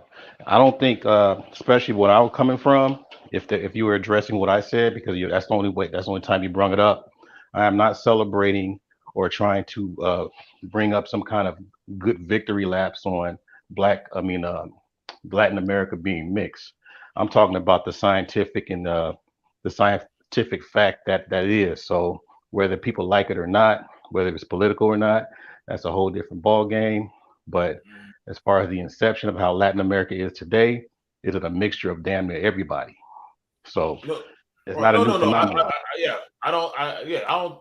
I wasn't Because meaning I don't nothing want by people to that. think that I don't want people thinking, because I don't want people to chat like, whoa, no, that's not where I'm coming from. And I don't know who else is doing that. But for the most part, y'all might want to check out some of your J.A. Rogers books, race, was it Sex and Race, Volume 1, 2, and 3, back in the 1930s. You have other documentaries. You have people speaking on this, and you have Latin American people speaking on this. But they don't see things the way we see it until they get Right. here. Yeah, that's So why. That's why when I was talking about, um, that's why when I was talking about Plan B and stuff, like when I was talking to the people like about the ones who consume it or buy it, it wasn't so much really the Latin women caring. You understand what I'm saying? To buy it or get it like that. Like they weren't really like. I'm sure that some of them were like, "Hey, yeah, I'm gonna buy it," but as far as the like stores know their consumer base who predominantly seek these type of things, and that's not something that the Indian or the Latin women are focused on. They're not focused on that. It's more so black. I mean, white women and white women and black women. You now, might are have you some now Hispanic. BT? When you say that, are you Yes. are you saying that one is better than the other for those people that are listening in the chat, just in case they make up some stuff? Okay. As far as it 'Cause I'm goes for saying that one is better than the other, no, I don't ever. I don't like. I'm not looking at it one better than the other because I know from doing my interview with certain clinics, I know that a lot of women like I know a lot of women of certain diversities, they go to the urban community to, do their dirt, and the child or the circumstance gets pinned as black. It's not hard to get pinned as black. But you're just saying what Versus they do, right? You're not saying right. one is better than the other, right? Yes, yes, yes. I Okay, don't just want checking. no, no, and I'm glad you actually brought that up, Art. Thank you, because people Mm-hmm. taking our sound Yes, bites these sir. days. Yeah, we get Straight. blamed for having so many more abortions than anyone else. And having worked with Baxter Pharmaceutical on the whole idea of um, plasma salvaging, I know for a fact that the alleles in medical tissue determine the ethnic ethnicity of the donor. So when they get tissue from a embryo, they're looking for certain alleles because they have different price points for certain alleles they find in their blood. African Americans have different alleles due to our food, by and large, than, say, Caucasians. We have different alleles in our blood as opposed to people directly from Mexico. So there was a big lawsuit I was involved with, whereas Japan was trying to buy American tissue samples. And they did some analysis and found out that although the tissue samples were done in the United States, they were done by people who were brought in from Mexico on a one-day pass to just sit there at the plasma centers or have certain other medical procedures done so that those body parts or body tissues could be sold internationally. So don't believe the hype. Don't believe that our community is somehow or another having all this wanton, unsafe sex and waiting until they can no longer get the medical abortion, and they're going in for these surgical abortions. What are they now, like $900 each? Right. They start out the abortion starts out at 400, 300, and well, if you're lucky, 300. And that's It for depends very on lucky. the weeks and the months, right? How the time Yeah, that you're yeah, in. it depends on that, but for the most part, you're gonna hit 300, and that's low diffing it. That's low diffing it, That's and if you that's that's if you're like that's like if you're like 6 7 weeks pregnant, right? right, 2 months Okay. right, pregnant.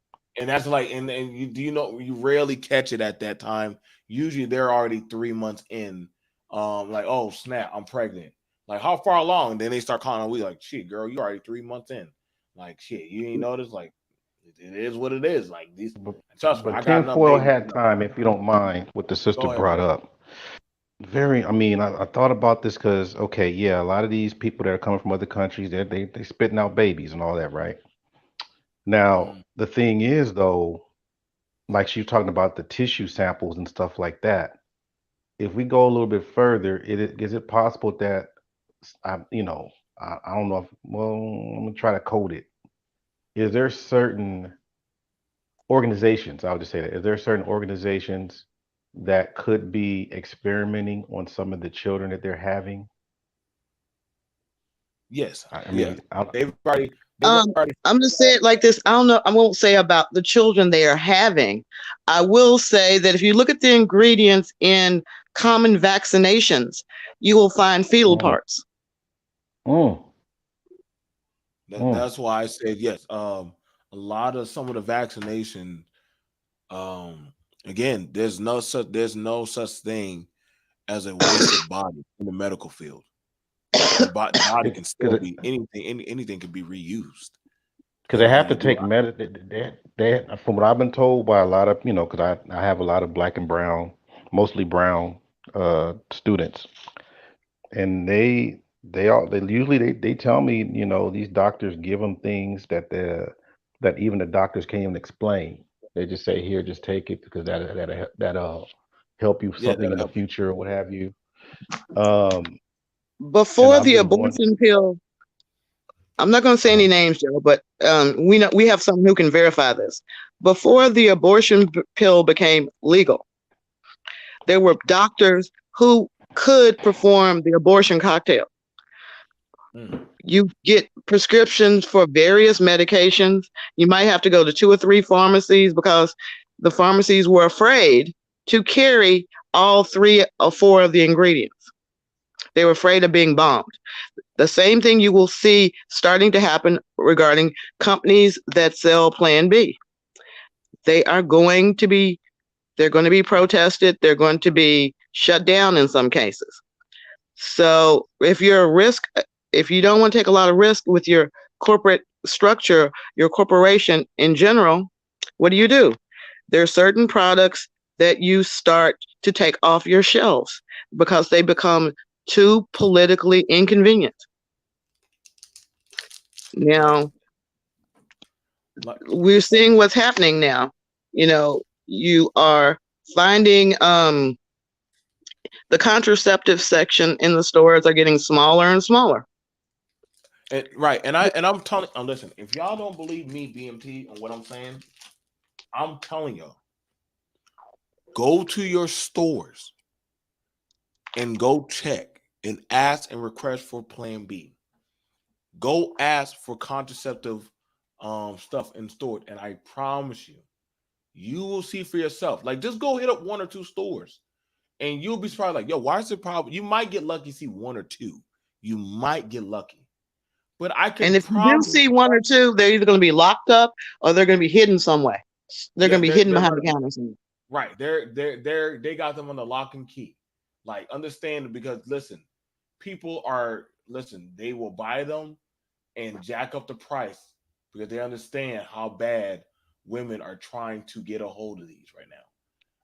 This is a secret war that the women are preparing for. They're not going out quietly. Like you and can I honestly say, can I be mad at them? Because I wouldn't want my rights to be infringed upon or pushed on. So is it wrong? I would want to ask, is it wrong that the women are going this route? Like, we understand for one extreme, another extreme will happen. So is it wrong that the women are going this route and say, hey, this is what they want to do? All right, fine. I know what some of my check is going into. I know what I'm gonna do. I know what I'm gonna do. Can I ask a dumb question? Because I brought up diaphragms earlier and said that I don't hear a lot of Black women talk about diaphragms. I remember after my husband and I had our I third child in 14 months. I was like, okay, doc, I need to explore my options. And I had to really pull her to talk to me about a diaphragm. And she said, well, you have to understand if you gain or lose 5 pounds, which I understand is very common with Black women. Huh? that you'll need to come back in and get a new diaphragm or it'll be useless. 5 or 10 pounds. So do men have that like push? Like, I mean, I don't hear men saying, hey, I gained like 50 pounds, so I have to change my condom size. No, not even close. No, What the hell are we Don't- talking about now? no. But so I mean, but That's, for the I most mean, part, women's visits and men's visits are a whole different type of right? process. Because I sit, I take my wife to her visit, and it's way more complex, way Yeah, more. because I'm thinking about the alternatives, over the counter alternatives. They used to have the female sponge, which was like a diaphragm, and you could literally put it inside. It had spermicide as well as it was a foam barrier, much more No, we flexible don't. than say a diaphragm. No, we don't. I mean, Yo, fellas, y'all go have to the any kind store of and look safe for sex this. talks with doctors?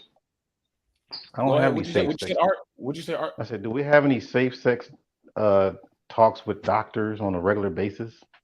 No, that doesn't holistically happen much That's anymore. probably teenage years, maybe, but But see, even that doesn't really happen anymore for those type of conversations.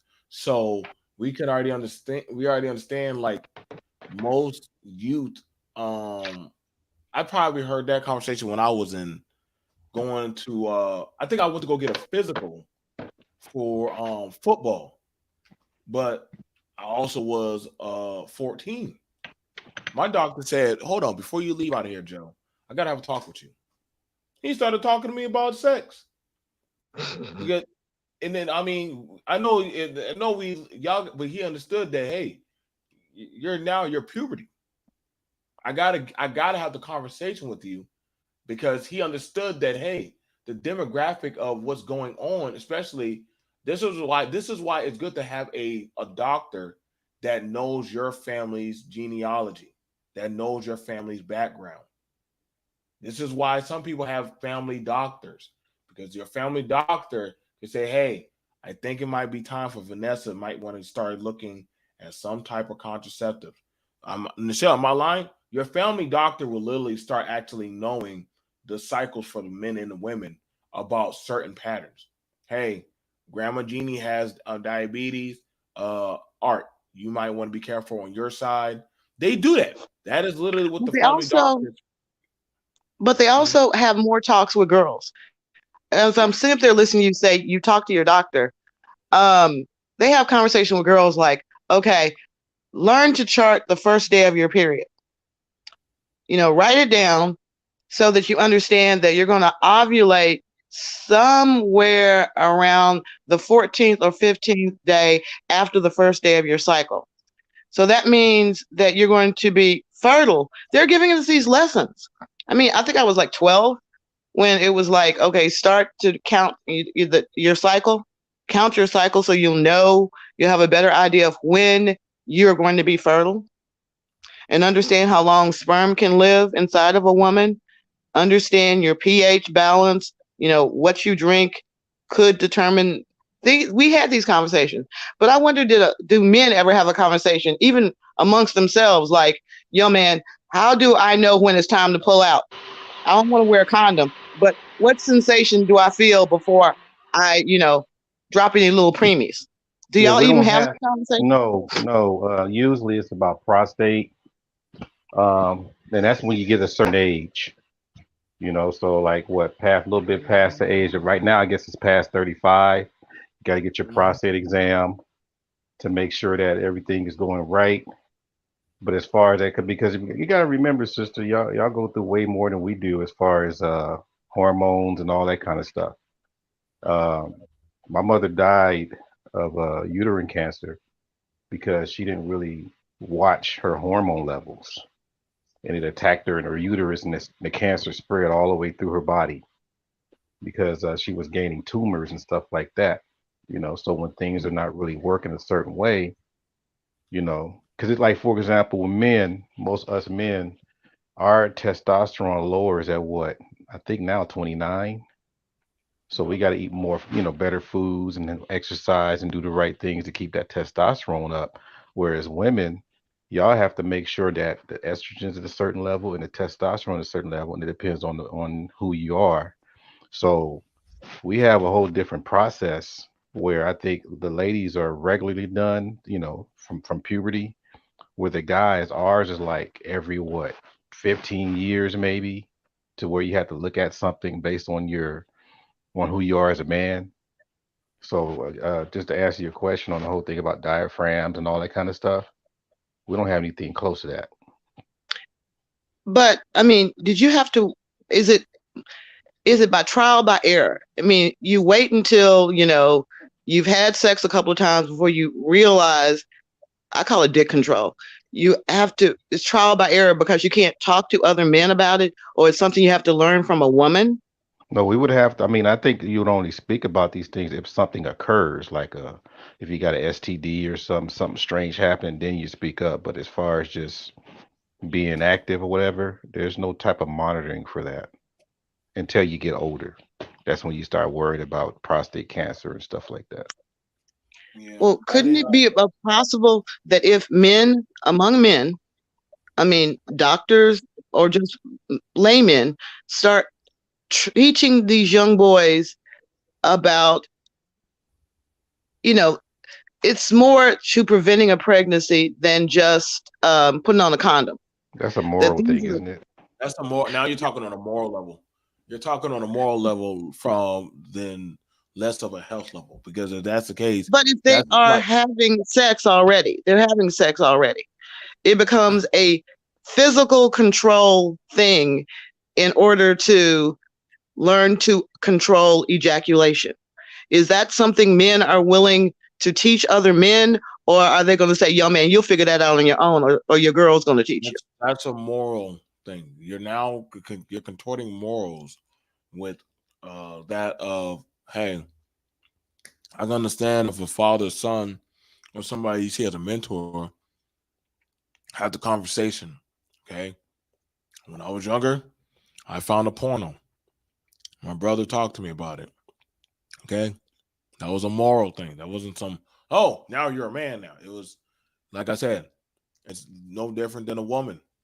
God, shit. When y'all think when y'all, it's not men and women. We're apples and oranges.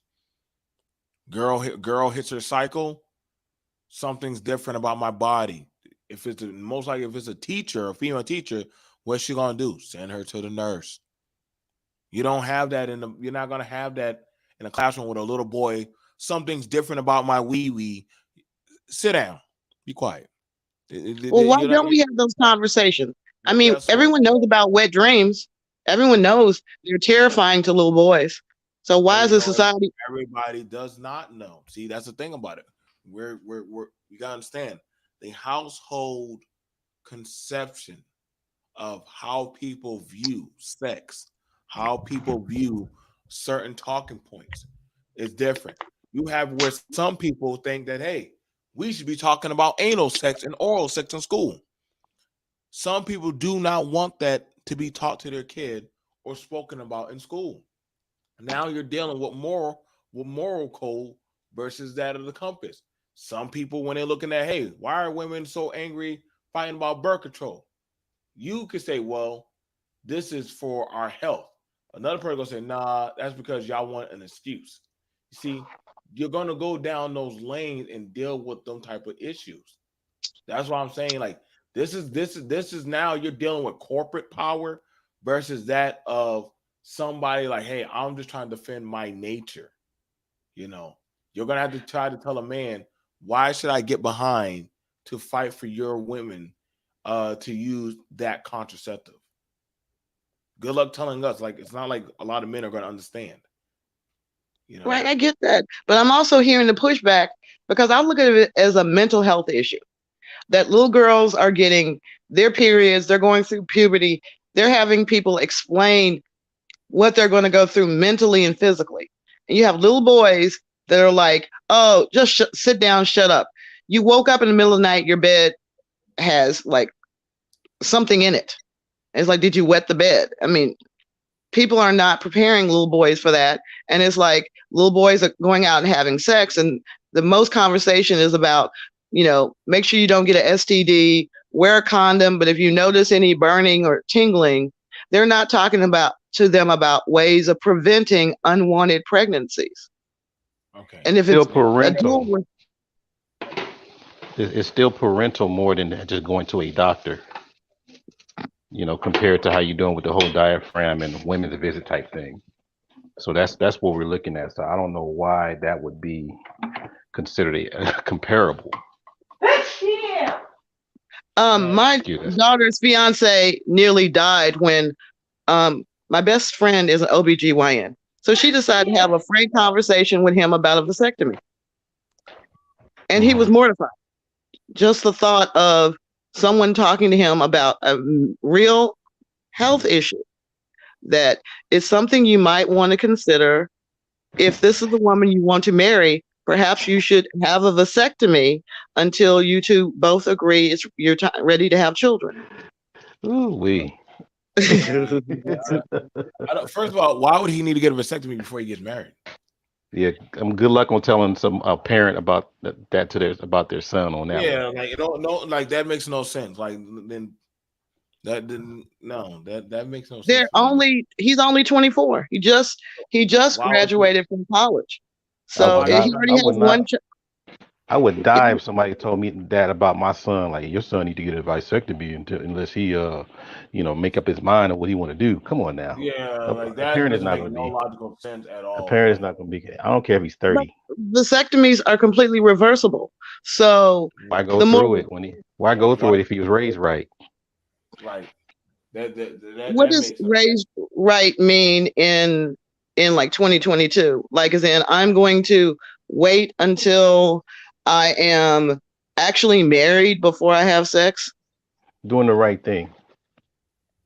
If Period. I didn't you just hear me say that this man already has a child Yeah, that but that Sound like he he wasn't already raised has right. one that we know of. Huh? Sound like he wasn't raised right. but no, regardless of that, a woman still chose him and is still choosing to lay with him. So that's between those two. That's not no out influences decision. See, now you're sounding like the same ops that want a decision in your body. You're trying to tell a man, hey, until you know what you want to do, you need to go get a vasectomy. You see how this No, game is playing? it was the same conversation that his mom had with my daughter to just find out whether or not she was on the pill. I know That's that's why I what said for somebody that's raised right now, this You know, situation that's between the parents.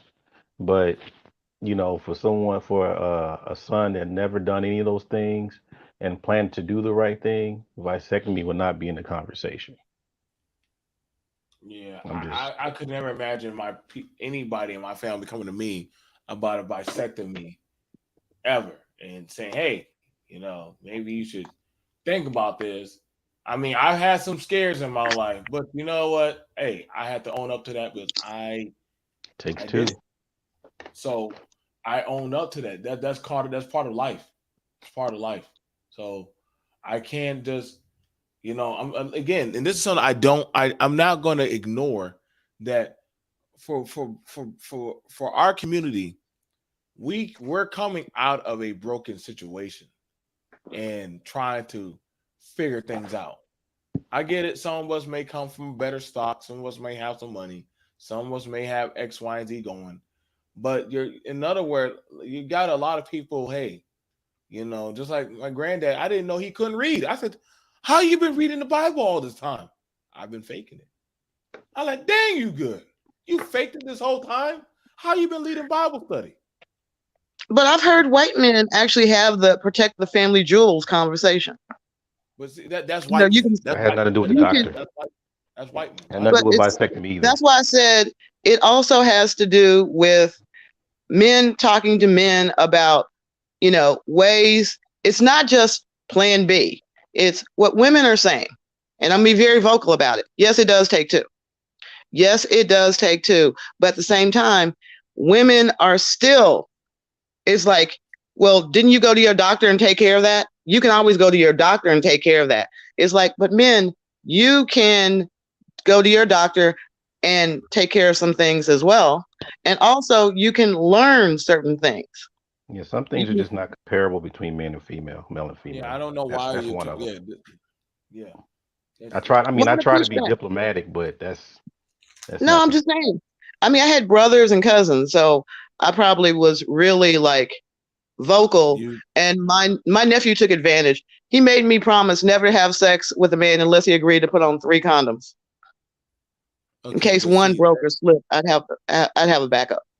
but We've regardless, been telling our sons, be careful, watch out for these hood rats, don't get nobody pregnant, all kinds of stuff. Wait till you get married. We men do that, tell that to their sons as well.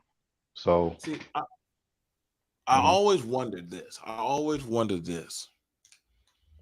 If majority of black homes are broken, what is the lesson that the failed relationship is telling the child? Only God can judge me. That hey, you're a blessing, you're a king, you're a queen, you're a princess. Like you're not a mistake. I'm actually happy I had you. See, I always wonder what is the lesson that they tell them they've been to told keep to them from. reinvent the wheel. Okay, see, and there we go. Reinvent the Okay, wheel. Mom don't know what she's doing.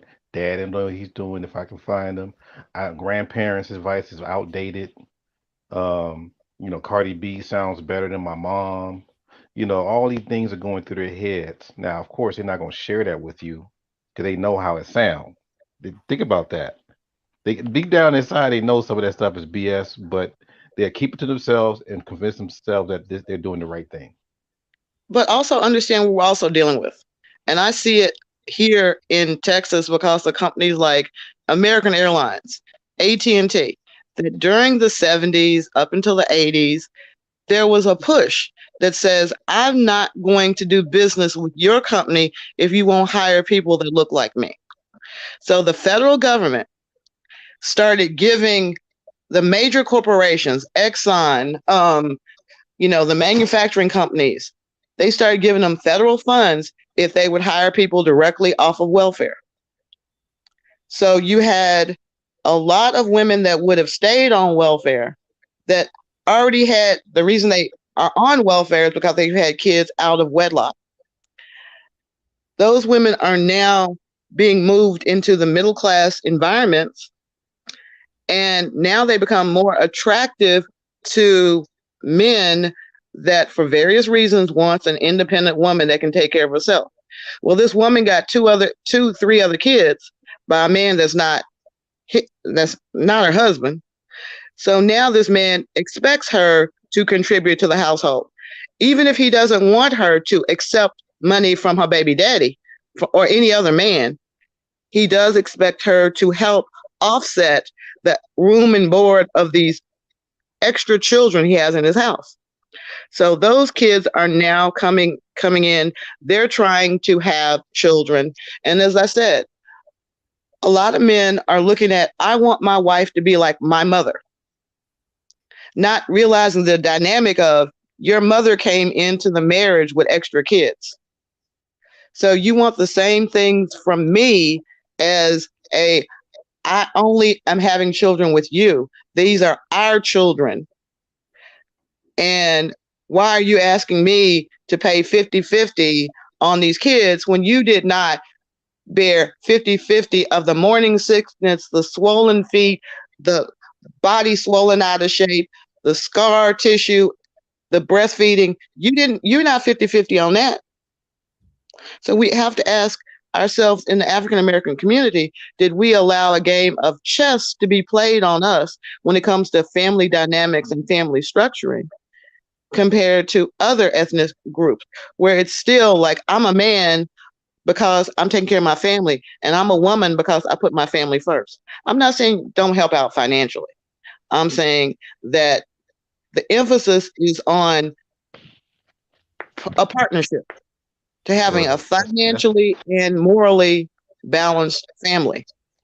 but that's not a typical exchange between men and black men and women. Uh, Not a typical. It's a mixed bag, but that's not one of them. Because everybody already knows that even after slavery, sisters have always been working. So I don't think sisters had the luxury to be a stay-at-home mom anyway. So that women sisters always been working. Yeah, Uh, but at the end of the day, I will say that black women, even sometimes by law, were forced to work. But at the end of the day, we can't. We have to dispel these myths that black women, when we were slaves, we just squat in the field and have the baby and go back to picking cotton. That a baby, up until that baby is about 18 months old, that baby needs 24-hour care. I mean, you're lucky to get a nap in between. You sleep when the baby's sleeping. So we forget that dynamic. It's like, oh, our women have always worked. Who was taking care of the babies? Well, back, during slavery time, they worked right after they had the babies. Well, yeah, they had a structure where the elder women who were no longer physically able to work watched the children as a collective. We now have a society in which the typical white, black, purple, or green person needs to work well up until their 70s. So they're not around to take care of the kids. yeah, because we in a situation where there, the cooperation is very low between in that family dynamic because there's always been some kind of working and people played their roles or what have you, but now it's more of it's a fight for positioning. Let's keep it 100. And the thing is, we're the main ones that had that issue. And I'm not saying it's a primarily black problem. I think it's a black problem that's trying to imitate what they think white people do, what Right. they We think do white that a people do. lot. Yeah, we do that a lot. I don't see. I listen. I don't try to always do the compare game of the other races because my plight and struggle and cry of my children's bellies are going to be different from other people, and I have to be realistic about that. People tell me, well, what the white man does. I'm like, well, I'm not the white man. I'm the black man. And I know when I wake up, I will be the black man. When I die, I will be the black man. So anything that when y'all tell me what he's doing, well, congratulations. I get he's doing that, but that's not me. I'm not. I don't. I can't afford to make the same mistakes as some people. If that makes any sense, it just not going to work out well.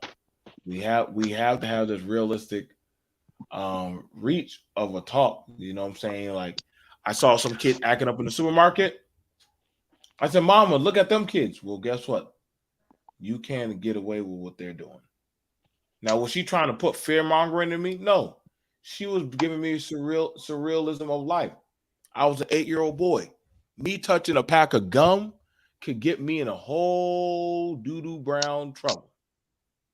You can be Emmett Tilled. So, and see, I grew up in Massachusetts where, listen, I've seen some little black boys put in the back of the paddy wagon. It wasn't none of that stuff how it is today. Well, they got to go get your parent. Shit, me. Put you right in the back. Take you right down there to the station. See, we come from a So, long line of oh, go ahead, go ahead. no, no, Sorry. no. Go ahead, brother. I was saying we come from a long line of family structure, and I see perfect blackness, and we talk about this all the time. A family structure to where the black boy or growing man or a growing boy has to literally fight to maintain his masculinity, and there's always all kinds of different things around that's keeping it from there. So as he grows, either he's going to be overselling the whole I'm tough, I'm alpha. Either he's going to be a wrist bender or a legit community, or either he's going to be way in the back somewhere or further away from the community that didn't accept him. So when you have those things dominating your unions and your families, you can't cry too much about, okay, I'm not getting black men stepping up, I'm not getting black men protecting or whatever, because we did okay. We say things about mothers raising children and being alone with the children and the father's not around. Okay, so that cycle is there. What's going to happen for the next cycle? Your daughter's going to follow the same pattern. That's the thing. So when that happens, okay, to avoid that pattern happening, I could just use my mother as an example, because I think me and I'm assuming that the sister, you're a Gen Xer too. Yes. Okay, so we've seen this. We've seen both sides. We've seen families together, and we've seen families break up in our faces, in our eyes. Right? We saw it, so we knew what we kind of wanted. We said we don't want. I don't want to see daddy beating mommy up, and I don't want to see them fighting. I want to do something different, right? So we have that. My whole thing is, my whole thing is this. And I end it real quick. I'm using that long with it. What my whole thing is this. What my mother has done, instead of just keeping me around her and watching soap operas and doing stuff and watching her do her hair and or even me staying alone in my room, I was always around positive men. I was always around the principal where she worked with. I was always around the pastor. I was always around guys doing construction. I was always around my coaches. She always made sure I was around positive black men. So as I grew up with a leadership mentality. This is the thing I think that we're not doing, and it's been, and I mean, we've been at this for a long time. We complain about some of these guys not doing what they're supposed to do, blah blah blah. But you got to remember, a lot of these guys are coming from a a boy mentality that's been kind of like fostered and cuddled a lot. So when he gets older, how is he going to be responsible when he's always been that cute little boy his whole life? There's got to be some way. I mean, there's got to be a time to where you release him to responsible men that you do know, because I think a lot of sisters do know some responsible black men. They're just not married to them. That they'd be able to learn from these brothers so they could be able to make a change. And I'm Art New Style, and I approve this message. All thing I'm saying is I agree with Joe. It's various political reasons. The plan B is going to disappear or going to be extremely difficult to find. For women that can afford to go to a doctor and keep a good eye on their menstrual cycle, keep an eye on your body, the way it smells, the odor, different things are going to give you an idea of when or if you are pregnant. Your body immediately starts to change. Women are going to have to be more aware of that. And if you're a guy and you are not in a relationship to the point that you are watching her cycle, there should be times in which you as a man know that I've been with this woman. We are not ready to have sex. Let's talk about the rhythm method. We don't want to talk about vasectomies. That's horrible on a black man. Let's talk about withdrawals. Let's talk about alternative experience for gratification if you can't just abstain for a while. The 7 days, 7 to 15 day after the first day of a woman's cycle is when she's more likely to conceive, to have a fertilized egg, because the sperm met with an egg that had fallen from her fallopian tubes. Very simple, very hard when you really think about it. And really and truly, ladies, the more sex you have with a man, the more it drains his sperm count. If men don't want to have kids, you can also reduce your sperm count as well. I mean, maybe we don't want to have these conversations, but we're going to have these conversations. We need to have these conversations. That plan B is going away. Simply sitting up there saying women need to be more careful with these hood rats that they sleeping with. The hood rat has been factored into the equation. The hood rat having kids will replace the workers we need to be out there, garbage collectors. There will be janitors. There'll be the maids. That'll be the busters. They have them factored in. Or they're just going to be the unemployed mofos that somehow or another, thanks to fatherhood.gov, are entitled to government assistance just like women. Check it out, y'all. If y'all don't know about it, go to fatherhood.gov. I don't condone it, but it's there. You can stop whining about why she get all the money, why she get all the money. Now you can apply for benefits as well if you have a child. So you'll be able to, feed the child, take care of the child when the child is with you, just like the woman would do. So there are alternatives out there. But the plan B is going away, and it's time for us to start having these talks about how do you realistically prevent pregnancy without having so many chemicals in your body. Black women, we are leading the nation in breast cancer. We're leading the nation in alopecia. All these things, uterine cancer, all these things, obesity, all caused by chemical birth control. So you saying that responsible sexual activity is not in the conversation? I said it should be in the conversation, but it is, if you cannot abstain, then let's go ahead and broach that issue and say, if you cannot abstain, there are, without getting into the morals of it, there are just some practical considerations to have in mind. I mean, ideally, I don't think, random sex, hooking up and all that is good for our community. Did you not hear me say that I think men should get to know a woman and her cycle before they even contemplate having sex with her? They should be able to talk about these things. How does that And work though? I mean, just I'm curious. Like you would be, I would say, what, 19 years old? Is that fair? 19, and you're dating. So all of a sudden, how does that work with a 19-year-olds dating and talking about the cycle? well, the way it worked with me, I was lucky. My first fiance wanted to be a doctor, so he was fascinated by it. But two, he had also been taught to practice safe sex.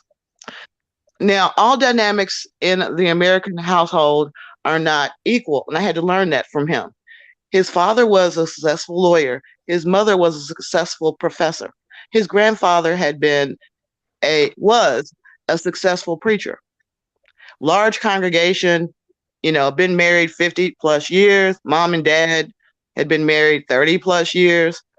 But somewhere around the 25-year mark of the marriage, daddy slipped up on safe sex and had two babies outside of marriage. But the only reason they didn't file for divorce was because his wife came up with a very simple solution. She said, why would I give another woman the opportunity to get 50% of what I've helped this man to build? She goes, I know I can outlive him and I'll get it all. So his parents were married until the day he died. They died. The father died.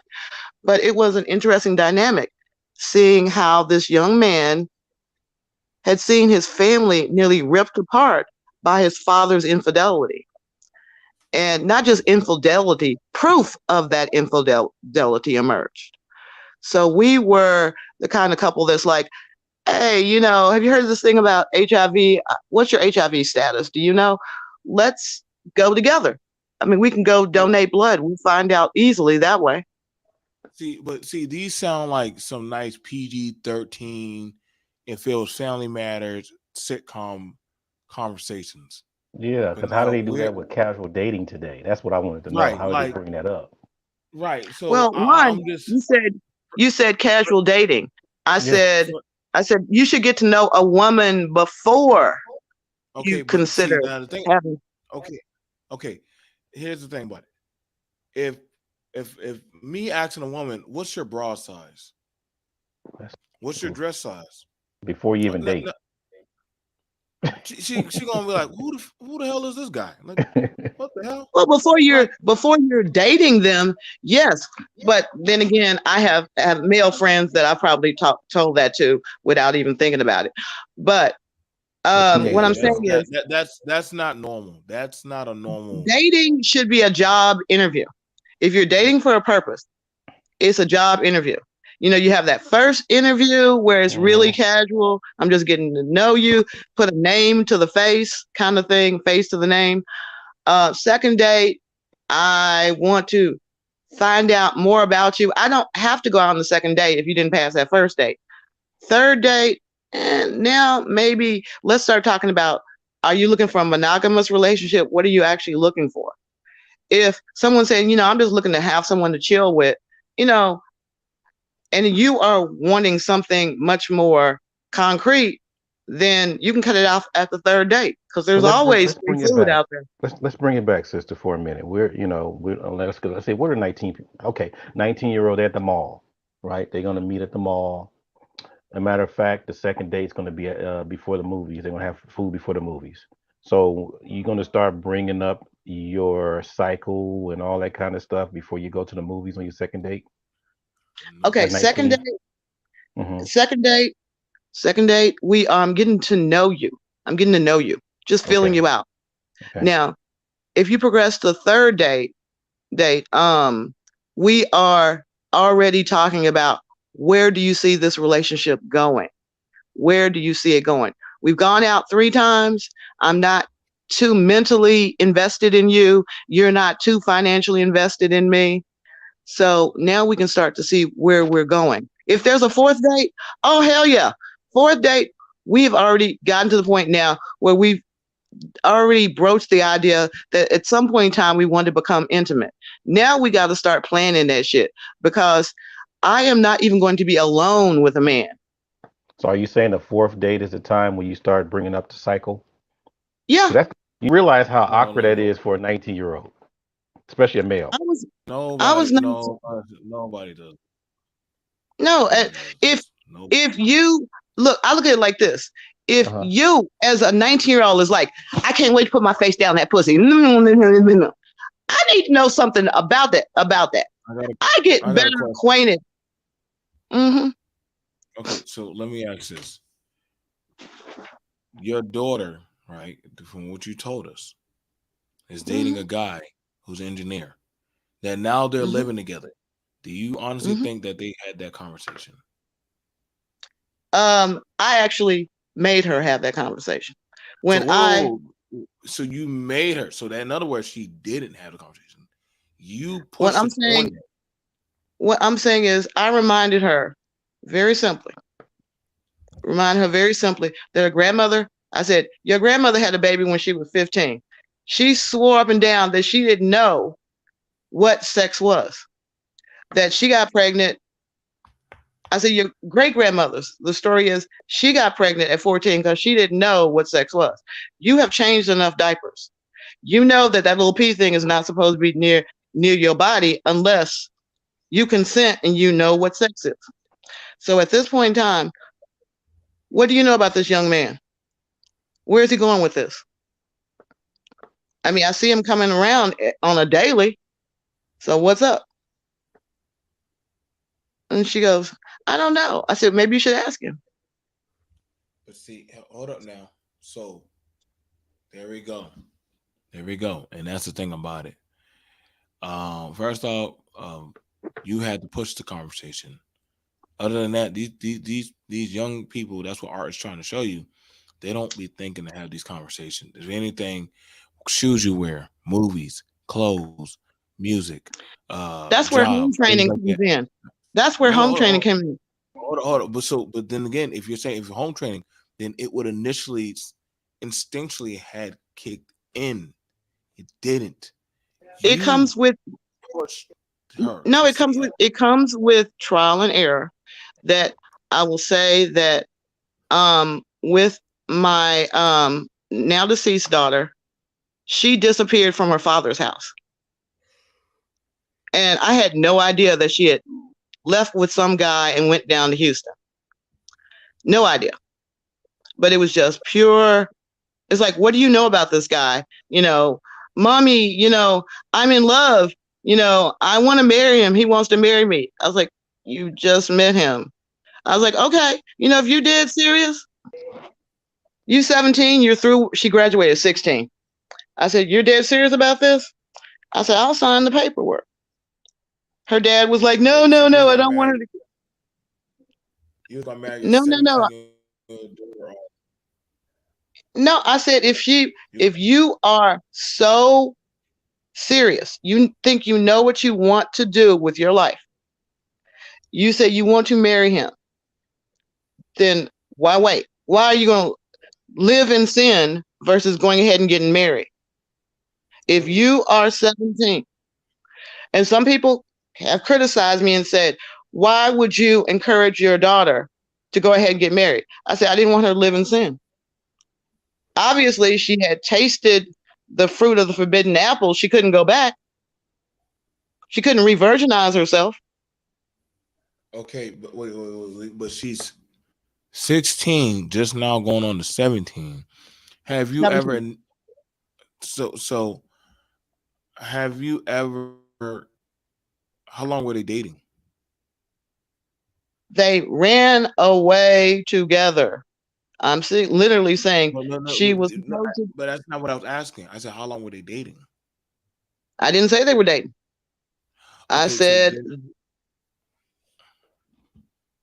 because I'm trying to gather. Maybe I can't figure out. Maybe Art can figure out. I could never consent to my child being getting married, and they don't know hell from high horse who the hell that person is. I could never do. I could never do that.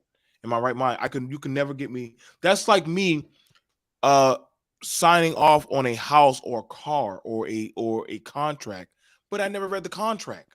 I, Mm-hmm. I'm walking in blind. Mm-hmm. I could I mean, never do that. that's the dilemma we have in the African American community now. Because back in the day, they got married. I mean, it wasn't a if, and, or but. It was your daughter is getting married. If she has if she has decided to lay with a man before he put that ring on that's where you shotgun weddings. If you're gonna take full responsibility, my daughter now. That back then there was a push. Not all of the happily married couples, we've been together since we were 17, we've been together. They were not all they were not all voluntary unions as far Didn't as have marriage. grooming. They got Didn't have together. grooming too. Hmm. Didn't they have grooming as well. Sometimes, yeah. But I'm just saying that you did have situations in which if if I catch you with my daughter, you're going to get married. If you don't understand that, if she don't understand that this is the way Michelle, we roll. Michelle. Wh- wh- Man, Wait, I'm just trying to process this. Like, I'm trying to okay, process this. we Texas. about to go to the movies, but before we watch the movie, are you on your cycle yet? I mean, I'm just trying to see how that work with teenage couples. And then jump No, straight I'm to not. marriage. You don't have to come out and just be like, one, are you on your cycle? Two, you can honestly, let me just ask you this. I don't know a brother out there that if you getting do you guys remember the Mike Tyson trial when she testified that she got up, removed her tampon, and came back to the bed? Everyone's like, oh, gross. Like, I mean, Oh there comes God. a point you're going to have to ask. I mean, Okay. you I mean cannot. that's not unheard of a girl saying I don't want to do nothing. I'm on my period. Okay, you told me. I can get. Yeah, I'll we give leave you that to that. the women. That's for the women. That's for the women. So I don't that's know, dude. I don't hardly know that. I don't know that many brothers that we ask, "Are you on your period?" No. Usually our how girls long say, you got. like we kind of you kind of just let us know, hey, it's that time of the month, so I really don't feel like doing too much. I'm cramping. Okay, we go from there. But Okay, the how whole about thing, this? Don't what's sleep your with a ovulating woman. cycle? Don't sleep with a woman until you've dated her long enough to hear that conversation at least, at least once. Good luck, I teenagers. Y'all hear that out there, teenagers? Good luck.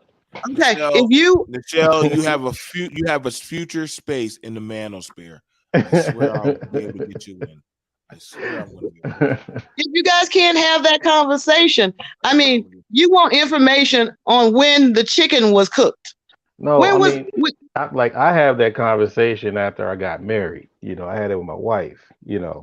And I had to find out what I had to do in order to make things easy, so I won't have to be, getting the brunt end of it based on mood swings and stuff. So I did that. But as far as the dating, during dating and stuff like that, I didn't really I didn't really go too far in that subject, you know. So I'm just trying to, I and mean, I'm I not saying, always feel but you know uncomfortable. what? I'm not saying that we. I don't think me or BMT are disagreeing with you. We're just trying to get your roadmap and how a teenager would feel comfortable, a teenage male would be I'm comfortable to saying that initiate that conversation with the I'm person that saying he's dating. until you become comfortable enough to initiate that conversation. If you can't talk about what's between her legs, you don't need to go between her legs. Jeez, this is 2020. Yeah, that the plan B is about to be gone, which means that we got to go back to the way things were in the 70s. You got to say beforehand, before you have sex, are you on the pill? Do we need to use protection? Well, You know, that's being asked. I mean, that conversation is had. Protection and all obviously that. not. Obviously Yeah, not. that is a Obviously lot of not. them. They said black men are the ones that use protection the most out of any other demographic of men. It's black men. So then the question becomes, how are black women having more abortion than Don't any go other there, demographic? because I mean, y'all don't want the answer. No, we want the answer. Is it Because that usually, we I mean, all the usually black? they're a lot of the black women, not a lot. I mean, not I would just say this: a large number of black women are with the same guy. It's almost like probably 5 to 1 dude. You can look that up. That's been the problem. Matter of fact, you can kind of see it in Okay, so ladies, blackdemographic.com. let me tell you my little secret, a secret of my game. You can be dead and buried in 3 days. So, so if you ain't heard from Taquan in 3 days, Taquan don't care if you've been dead and buried. It happened to a friend of mine. Her boyfriend disappeared, went on his shift as a fireman, usually worked 48 hours. When she didn't hear from him on the third day, that's when she went to his place to look for him, found out they were having his funeral already. But So, like, she's fighting his other girlfriend that who he likes the best, or who he wants the most. no, That's been one this of is our a man. problems. This is a man that had he not been killed within the first hour of his shift as a fireman, he blew up. Training exercise. He would have made contact with her because when a man likes a woman, he understands the whole market system. You know, you better get what you want. You better get it. Somebody else gonna get it. Men are hunters. They're going to be trying to stay in touch, communication. But if you with a man that you got to wait, you Taquan, I've been calling you. I've been calling you and calling you. You ain't returned my calls. You didn't return my text. Taquan got something else on his mind, and you But why decide she to. choose him in the first place? I mean, I think that's the big discussion that a lot of people have in these circles. What is so intriguing about this guy to where you have to risk having a child with? Some brothers are sexy as hell. Okay, there you go. Y'all hear it. Y'all hear it. I mean, I would advise most women. You know, it's like when we meet a guy, we tend to say, "Okay, I just met Mr. Right." You at 100% from the moment she lays her eyes on you, looks you up and down. You at 100. Whereas men, when they meet a woman, they go, "Oh, okay, she got a nice little ass, nice smile, nice hair." They start adding points. You already at 100% when homegirl says, "Here's my phone number, give me a call." You're already her Prince Charming. You're the one that's going to give her that one kiss that's going to awaken her. Women have been socialized like that. So that's why I said, ladies, you need to slow down and treat it like a job interview. Slow it down. Don't put Yeah. yourself in a situation. This is 2022. You got Uber. If y'all want to Well, go on a date, you well, let's meet keep it real. someplace. You have what, 2 children, or Yes, three. I had and three. three. you're saying what Big Mama's saying, right? And Oh hell nobody, yeah! they're I not wish I had listening to Big listened. Mama. They're not listening to Big Mom anymore. They saying Big But see, that's the Mama. deal. That's the deal. That a lot of my parents' generation. I went to my godmother's memorial service last night, and she had 4 daughters, and we were all laughingly joking about the fact that we call it deal a daddy. We called it Mm, deal a daddy. She's been married 4 times and never married one of her baby daddies. mm. They all had to wait until they got older to find out who their daddy was, and they had all gotten on what is it, research you and me or 123 DNA or whatnot. And Or they one of them, 1, 2, 3 and me or something like that. yeah, 123 and me. 24 One of them had just got a DM that hi, 123 and me is telling me we're half sisters. Imagine the white girl's surprise when she's like, "Oh yeah, we have the same white father." Huh? No, my dad's white, and you obviously look 100% white. She goes, "But my dad just died like a year or two ago." Well, honey, I tell you that, but your mama was good. She left you with a man that she knew probably wasn't his child, but he was a good man. He raised you. So now she's having to have that long conversation with a 40 some odd year old woman that's just finding out that her mama was a hoe. Whereas we came to terms with the fact that our mamas were hoes long time ago. It just Mm. was. Own up to it. You know, sometimes you have to talk to your grandmama and just be like.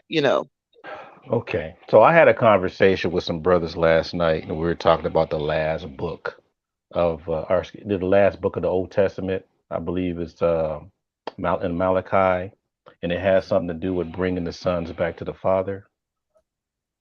Now, what we're just talking about right now, shouldn't we be having that conversation also with bringing the young sisters back to the mother or the grandmother? Heck yeah. Do you see all these girls out here twerking? And going Hmm. down to little 8 year olds trying to twerk. Now, I question. mean, honestly, as an older woman, I feel like when I see these young girls sitting up there laughing and giggling that their 8 year old daughter is being humped right in front of them, I Mm. want to slap the shit out of Okay, okay. But now I'm gonna ask you the question this. Let me ask you this. I agree. I wouldn't mind taking a young girl to a woman of maturity. But god damn it, if the floorboards of the foundation, if grandma ain't shit, then what hope do I have to take the grandbaby to the grandma if the grandma is out there at Freaknik and shit? She ain't never learned how to be a woman. So she already pawned off a baby. But you gotta think, you have it now, No, the there's hope. 80s baby. There's hope. There's hope. Let me tell How you how where the hope comes how is from. there Let hope? me How is there hope? let me Okay, tell go you ahead. where the hope comes from. I'll I listen. just told you that we all knew that my godmama was a hoe. Guess who told us she was a hoe? Oh, Her own grandfather. Her her own own grandpa. grandfather. Look, grandpa popped in there and said, "Look, you know, I watched this 2 generations of my wife wanting her daughter to be sexy, then my my stepdaughter wanting her daughter to be sexy. Oh, she can wear short skirts, she can do this." He said, "Let me tell y'all something." He said, "I'd rather hear all of y'all damn me hoes out on that street than sitting up there paying a man to take it." He said, "Men ain't changed. You women may want us to change, but we ain't gonna buy the cow if we can get the milk for free." Wait. Now, Michelle, wait. You mean to tell me there was a man present for 2 generations of hoes, and at that one time did this man ever tell any of these goddamn hoes stop? He tried, but during that evolution of the 60s and 70s, it was kind of like, it's a new generation. Let you sit down and shut up. If you want to get some in the middle of, at night, don't tell me how to raise my daughter. Don't tell Mm. our daughter Yep. how to do this. There became a rebellious nature amongst women. where men, even if they were in the household, they were not allowed to be protective of their daughters. It was How frowned wait, upon by society. okay, wait, pause. So you mean to tell me granddaddy was always there, but granddaddy was unable to protect his daughter. So we got the ain't shit generation that bred more people. That just sounds like a fail. That's a whole nother You topic. That's a whole nother time. I'm gonna have to go down for another okay? time. We will. Me, and you will reach that. We'll have to talk about that one. The ain't shit generation that came back. We'll definitely talk about that. I'll grab all your class of all your era, and y'all can sit down and hash it out with everyone. We're joined here by D Darrell, and then we also What's have up, Brother brother? X. I hope y'all been enjoying it. We Yo, Definitely, it's definitely.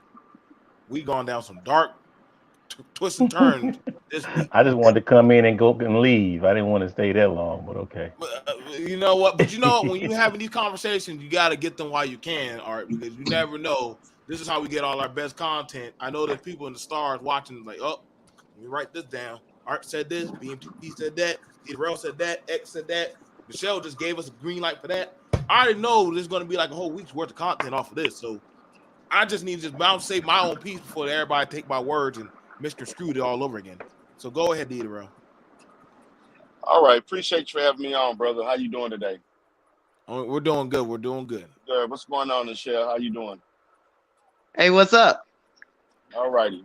So, I mean, I see as we're talking about, I guess, issues of abortion, Roe versus Wade, and I guess the Plan B and all these different things. Um, we have to understand that just because these things are accessible, as far as uh, uh, contraceptives and so forth, don't mean that people are going to make responsible decisions.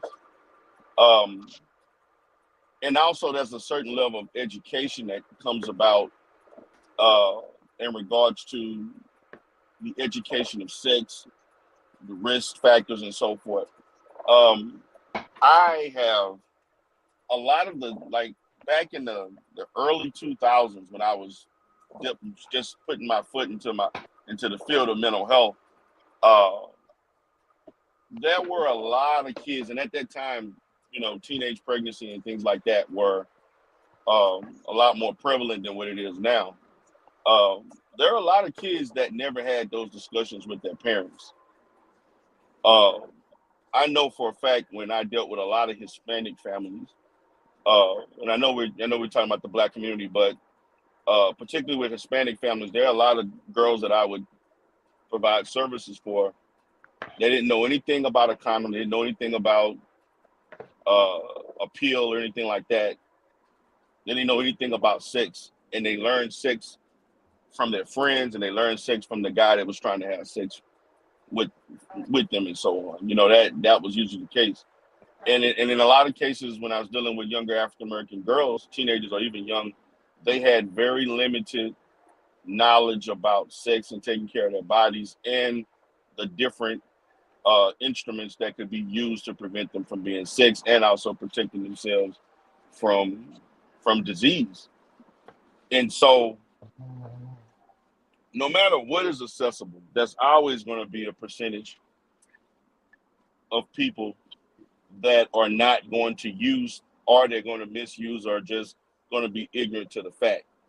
And that's just nature of man, and just the era of man itself, is that you can create as many different things to prevent something from happening. There's always going to be a percentage of those that are not going to do things for whatever reason. So you're never going to eradicate certain levels of behavior. You can only attempt to minimize things to a certain percentage per se. So even with abortion, it doesn't really matter whether or not it's legal or not. Women are still going to get abortions, no matter what, and they're going to find ways to do it. I have argued in regards to, um, even though I don't think that do I agree with the whole uh, process and so on of abortion? To me, it's an unwanted situation, but women do have the right, should have the right to choose to use that. And I would prefer that women use that right instead of them going about doing things unsafely, uh, and going and getting, these procedures done by people that are not qualified to do so. Um, Back in the 1970s, that was a very high mortality rate when it came to African American women getting abortions.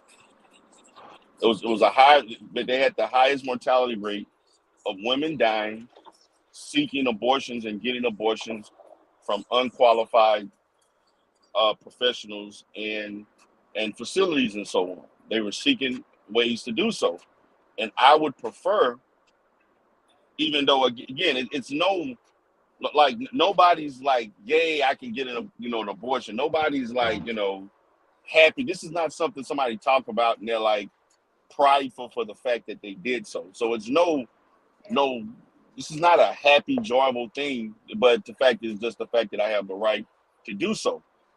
But I do think that, you know, I would rather a situation, if it's going to be available, that, things have been doing safely, and women are not going about in desperation, putting themselves at risk. I would rather have that situation than women going about doing things in that manner. That's just my position.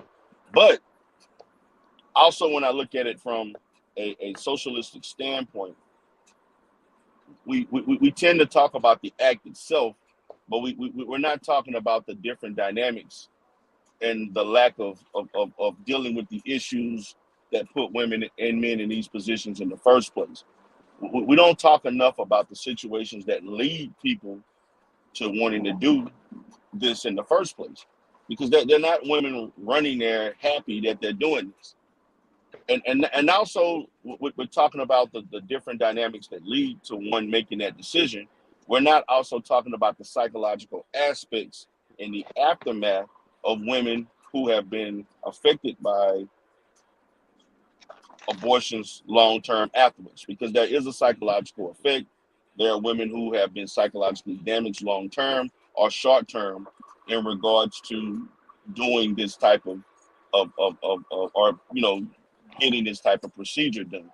So I know that in the space we do talk about this, and we look at the aspects of why they did it. I had debates with unqualified people that didn't know what they were talking about, and as it talked about abortions, and they didn't understand how to read research. They didn't understand the process of the research, the measurement of it, and they didn't understand the significance or the insignificance of certain percentages and how it's applicable to a situation.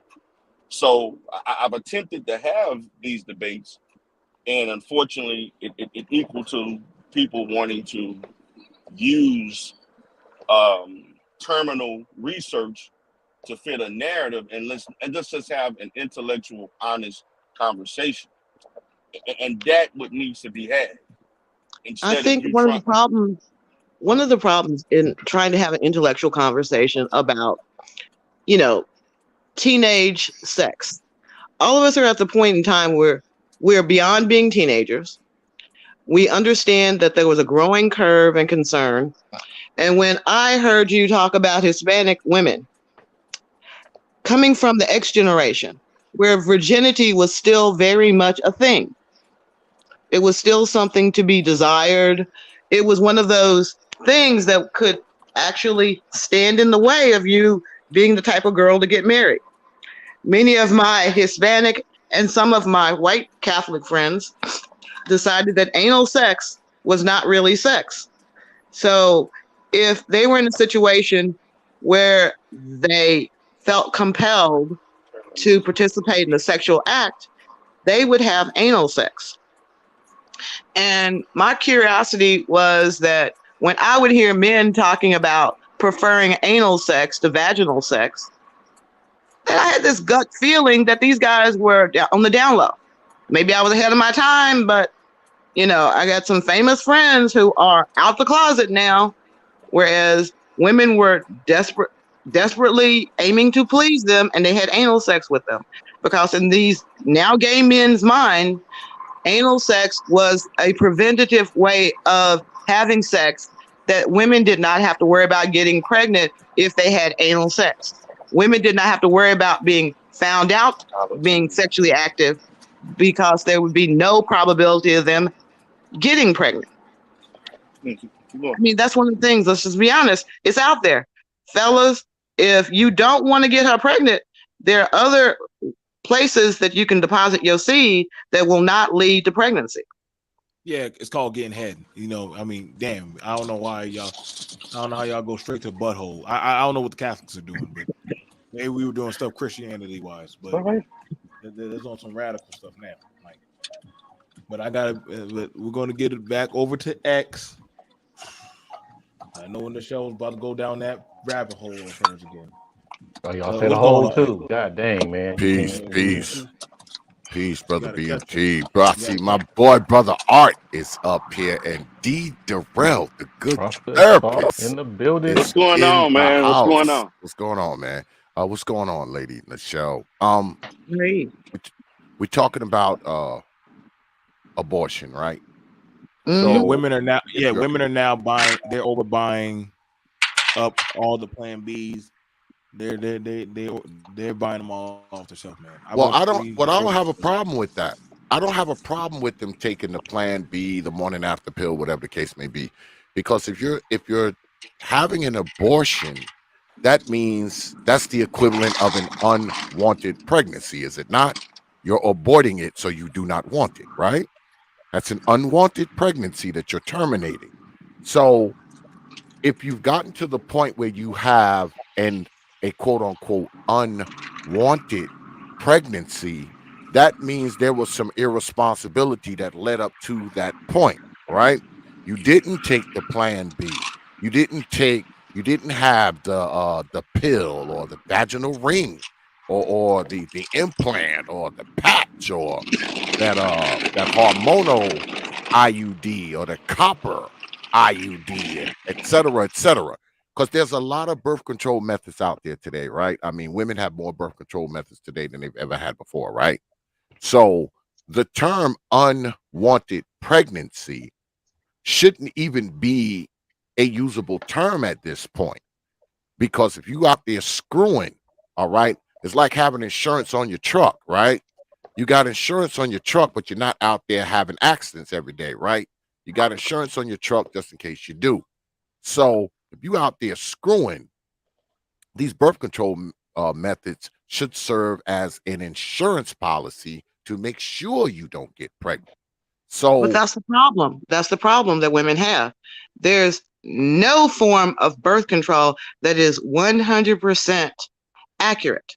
There always room for human error. You could be human error such as just ingesting too much alcohol, ingesting the wrong kinds of foods, mixing medications that could diminish the effects of birth control. Typical birth control, 60 to 70% effective if taken at the exact same time every day. If you get the injectables, and again, you must schedule that appointment like clockwork. An hour off could let one of those little eggs fly through. But there's also a difference between, there are certain birth control pills that actually prevent ovulation. That's not necessarily healthy for you. But then there are others that allow a controlled ovulation, but it makes the uterus, that's what the baby has to attach to, it makes it inhospitable for the baby, and you in effect do have a miscarriage. That's what a Plan B is. Just in case the sperm has met the egg will not be able to implant into the uterus and it will pass out. So that's where the abortifacient, the ones that are against abortificants, are making a lot of political headway now in trying to stop any form of birth control that does, once the sperm do not want to use any type of medication that could expel the now You're breaking fertilized. up, Lady Nichelle. You're breaking up. Unless Oh, I'm that's sorry. just me. I'm saying that. Can the rest of y'all hear me? Yes, it's Yeah, you're better. good now. You're good now. Okay. What I'm saying is the abortificant, as a lot of the Catholic churches believe life begins at the point of conception. The moment the sperm meets the egg, any medication you take that could prevent the fertilized egg from implanting should be made illegal.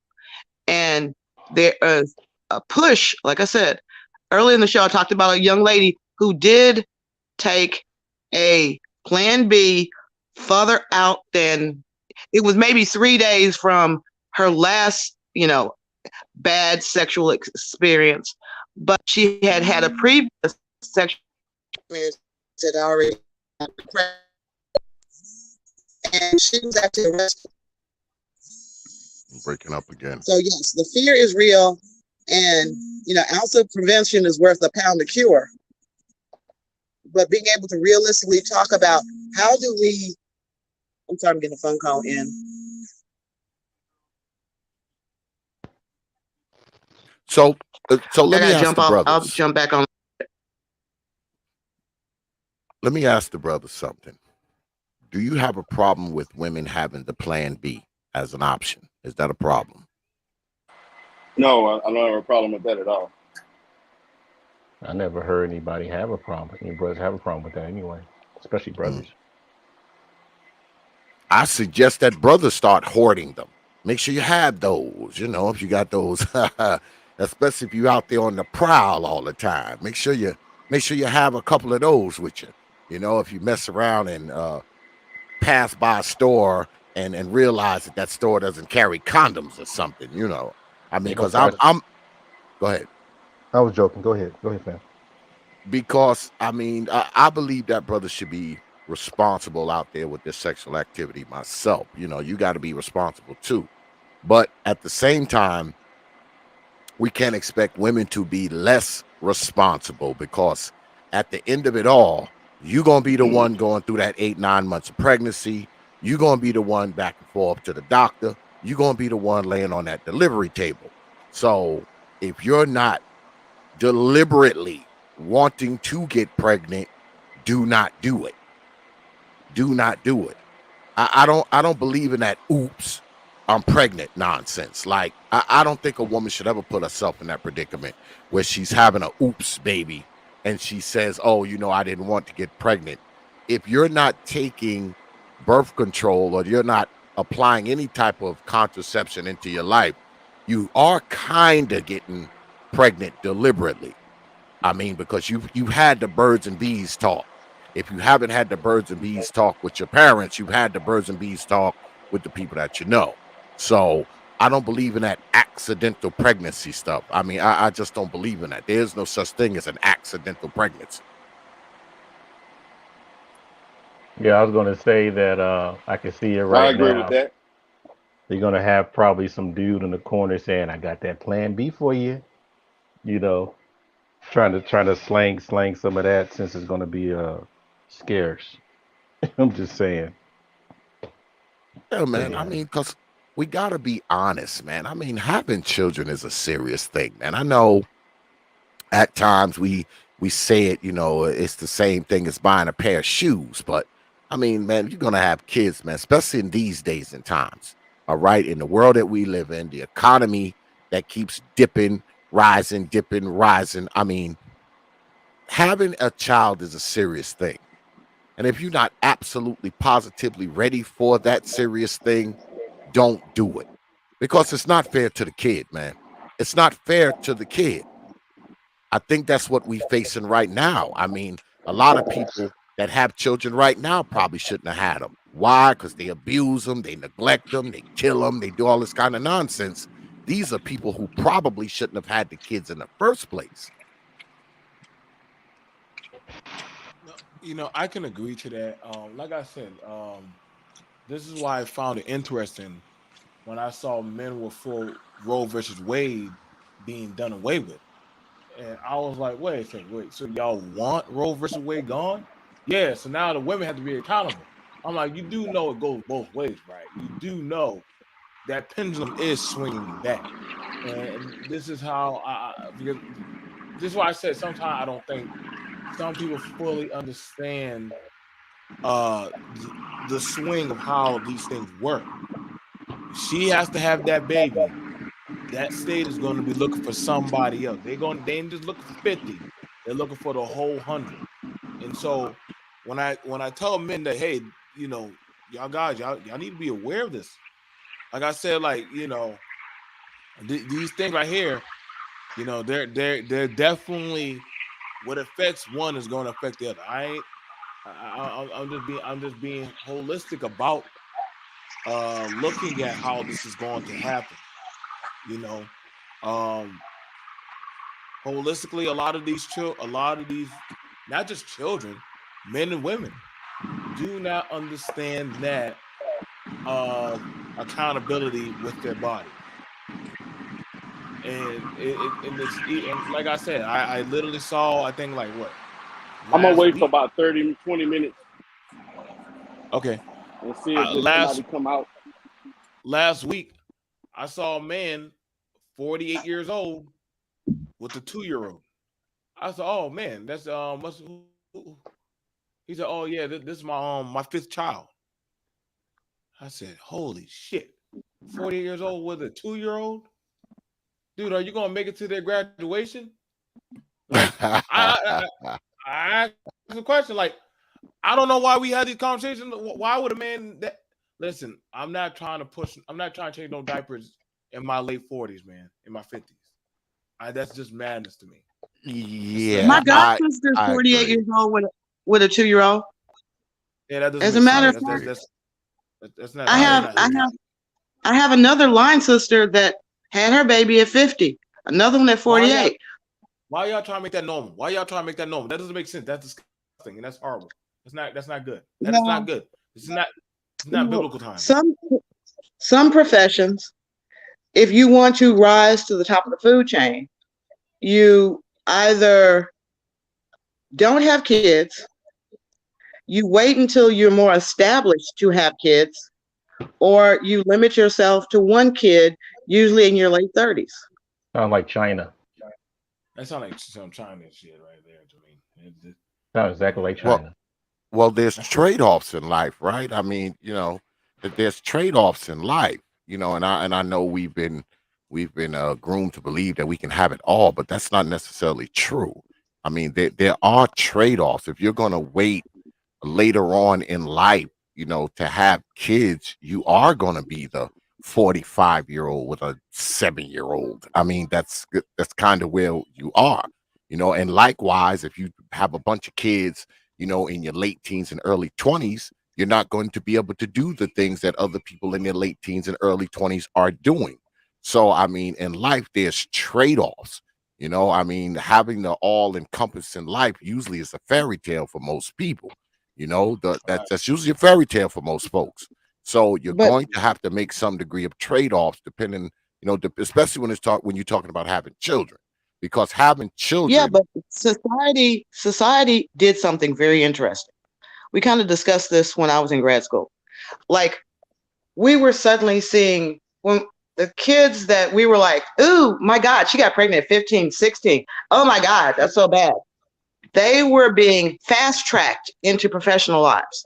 It was like they had all the support in the world. There were vouchers for them to have daycare while Yeah. they went to classes to get their GED. There were programs to get them into community college. There were programs to get them into university. They had all this support. I have a But where that friend lead? literally Where that had a lead? But baby wait, at hold on. But where that lead them? Hold on. If you're using that narrative, then explain the black community right now. But if you're saying they got fast track, you're gonna have to explain to me the '90s babies because god damn it, whatever fast track, that train must have fell off the track because there's no way you're gonna Yeah. tell me they was the fast track. No. During the 90s, they did start to try to curtail that. But during the 80s, I had a friend that had a baby at 14. She was pregnant before she turned 14, but had the baby at 14. So we entered freshman year of college, high school, with me with my backpack pack on and her with her baby carriage because the high school that I went to had a daycare.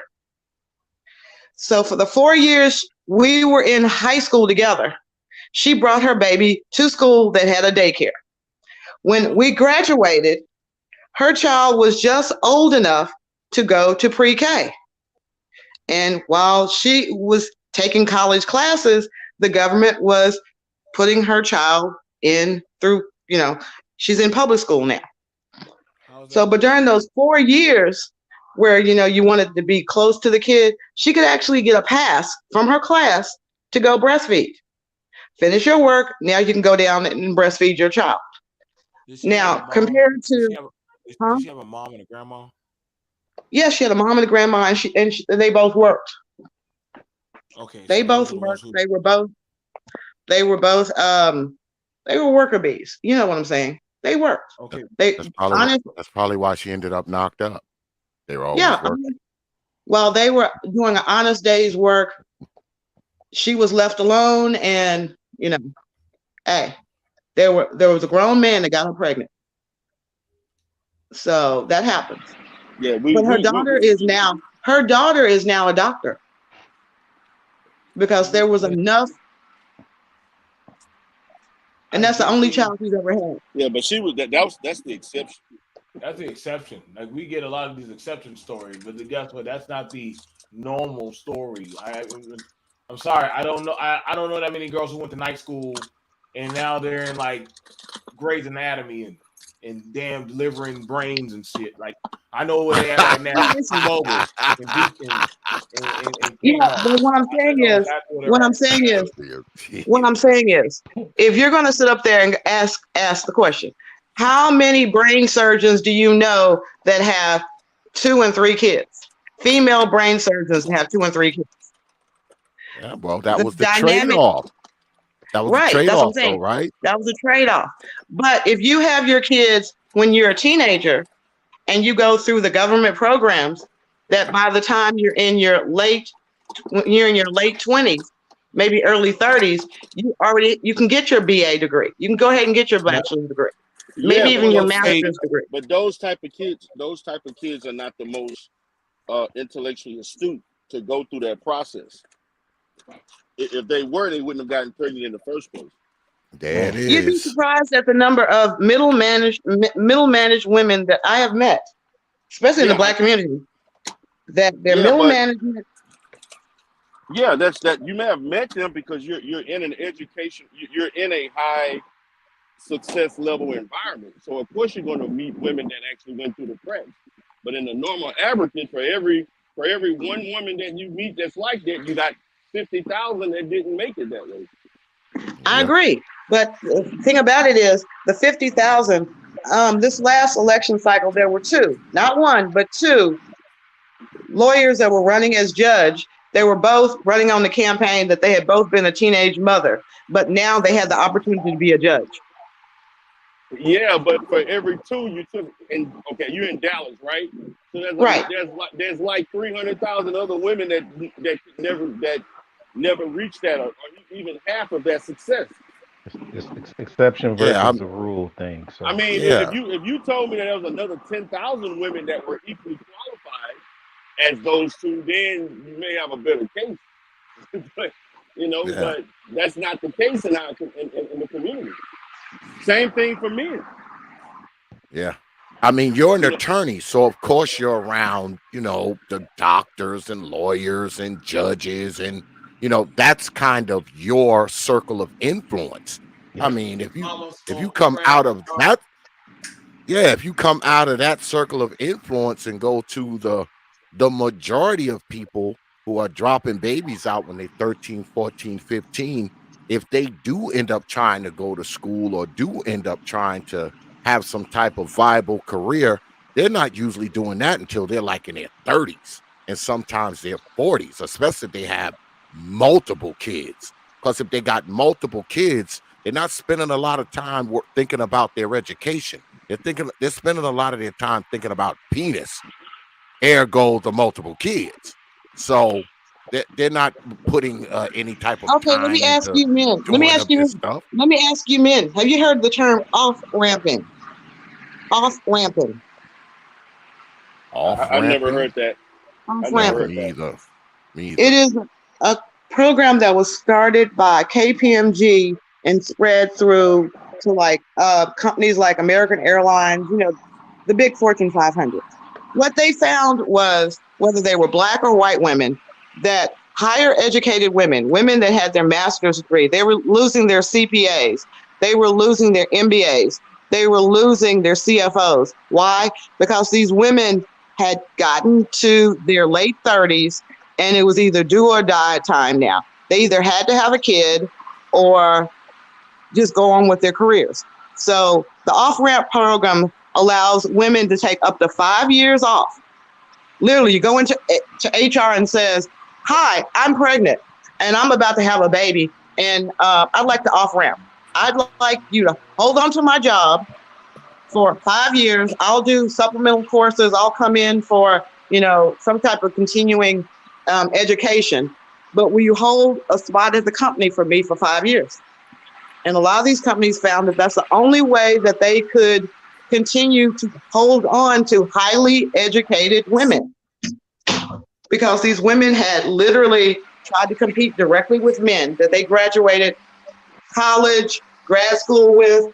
And, you know, the most productive time for anyone, male or female, is that time from 28 to 35. That's where you're going to get the most of your, you know, your productive job energy. So that's Right. one of the things that women are dealing with. That do you have Hold up kids now. before you go to college or after college? But now let me ask this thing right here, and this is the thing I wonder, because with the women that there's a sacrifice that was made. There was a blood sacrifice made. The women that are chasing the bag sacrifice the family. That was the big sacrifice.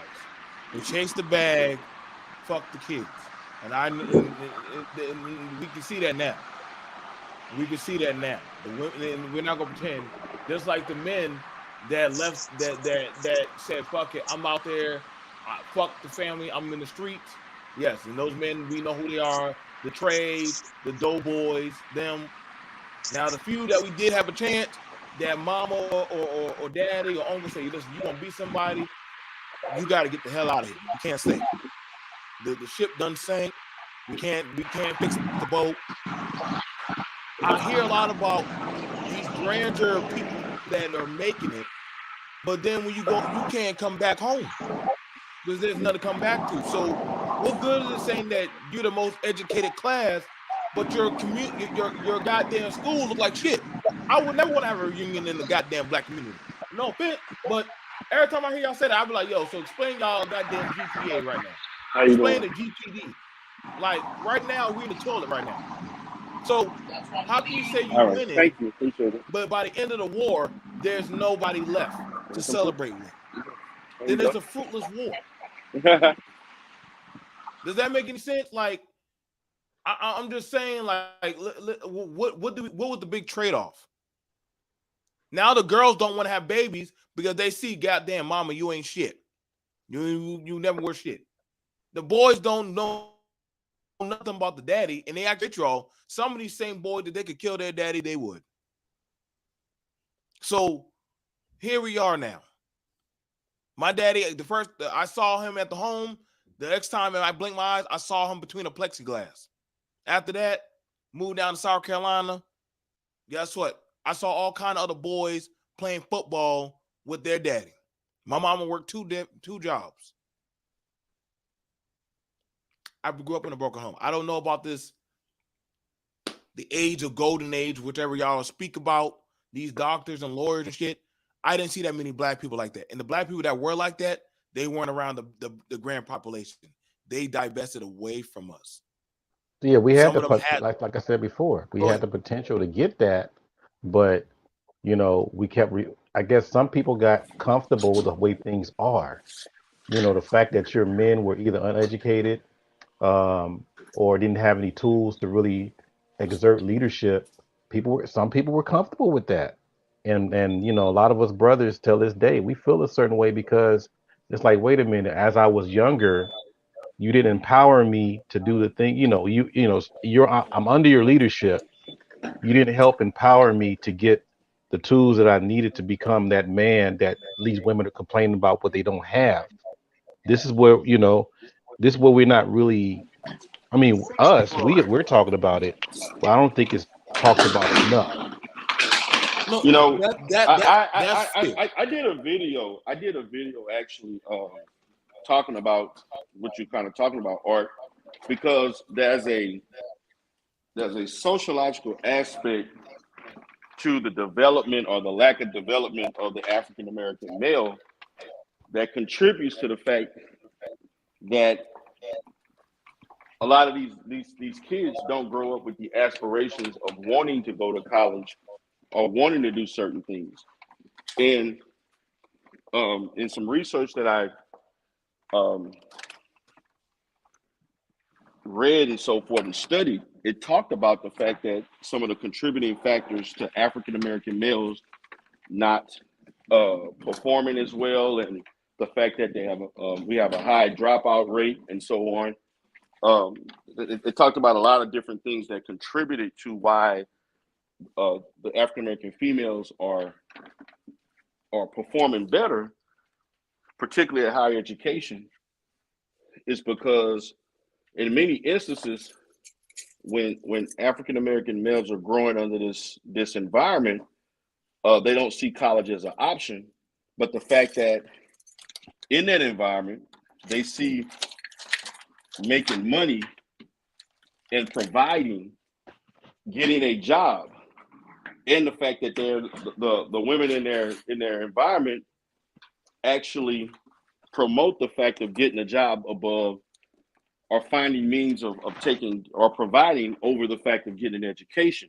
And the African American female that's growing up is not necessarily experiencing that um, Discouragement. that experience in the process of growing up as a teenager, young girl, and to young adulthood. So there are factors that contribute to the outcome that we're faced. And the fact of the matter is that if you talk to the average African American kid, particularly male, they're not inspiring to go to college and they're not inspiring to get higher education. You talk to me, and I'm not trying to sound stereotypical, but a lot of African American kids are looking at I'm how I can make it an entertainment, sports, and so on, things that don't necessarily require, you know, intellect per se. That Yeah. and that to me is the issue. We've lost that where these kids are not looking and seeing identifiable successes in their community with African American males who are already doing it. Therefore, they have the ability to inspire to But do those things. but brother D. Durrell, don't you Yes. think that these children have been indoctrinated? Haven't they been indoctrinated to think that way, or Yes. put in the position to where they have to forego formal education, Alpha their forego way out of higher it. education? Yeah, I mean, they've been put in that position. They've been groomed that way. I mean, if you grow up in an environment where education isn't stressed, where becoming something intellectual like a brother like you isn't stressed, I mean, there's a pretty good chance you're not going to take much interest in it. Of course, there's the outliers, right? There's the one-offs, but for the most part, I mean, if you're not being groomed to be a person that's about education, if you're not being groomed to be a person to be about having a career or doing something with yourself after school and finishing school, for starters, I mean, your education has to be stressed by the people that you live with, that support you, that raise you. I mean, that's part of your education. Having a parent, that's focused on it, and likewise keeping you focused on said education. So if you're lacking that as a child, I mean, it's going to be pretty hard for you to think about anything except trying to be in the NBA, trying to be in the NFL, trying Yep. to trying to be a Def Jam artist, trying to be a bad boy artist. I mean, because guess what? The educational part of it is being foregoed, and what is being stressed? The NBA, the NFL, the Entertainment. entertainment industry. I mean, that part is being pushed on you, right? So let me, So of course you're going to forego the education because you're being indoctrinated to forego the education. so let me stress this out. Just to remind people, I'm a educator. I just don't play one on YouTube or TV. And the thing that has been going on for years, I think some of us don't pay any mind about it. There's some background noise. I don't pay any mind about it, but there is a large percentage of this whole thing when the girls are being told you need to go to college so you won't have to depend on a man. The guys, the little guys, and we talking about teachers, parents, um, administrators, counselors, for the most part, for some reason, since I've been teaching for the last, I've been doing it for 25, but probably for the last 15 years, I've been hearing it more and more. They've been telling these black boys, college is not for everybody. It's a big deal. Go and explore, find out who you really are as a person. That's what people in education tell them. The big brother, the dude on the street said, hey man, you need to get on your purpose, go for yours. You don't need no college, it's for suckers, right? And your other parent is like, hey, you need to get a job like me. You don't need that college. That's a white man's education. You know, you get all these different discouragements for these black boys, but I don't hear them discouraging on trying to get a football scholarship or a basketball scholarship. I don't hear them discouraging them about trying to get a rap career Yeah, or being some a kind of rapper. entertainment. Yeah, they don't discourage them from that. But as far as being a doctor, lawyer, all these type of things, they're like, hey, little brother, that's too much. I'm not saying a lot of them are, I mean, everybody's saying that to these brothers, but in large numbers, like Brother X was saying, it's like it's a team of people discouraging brothers. But right now, and I ended with this.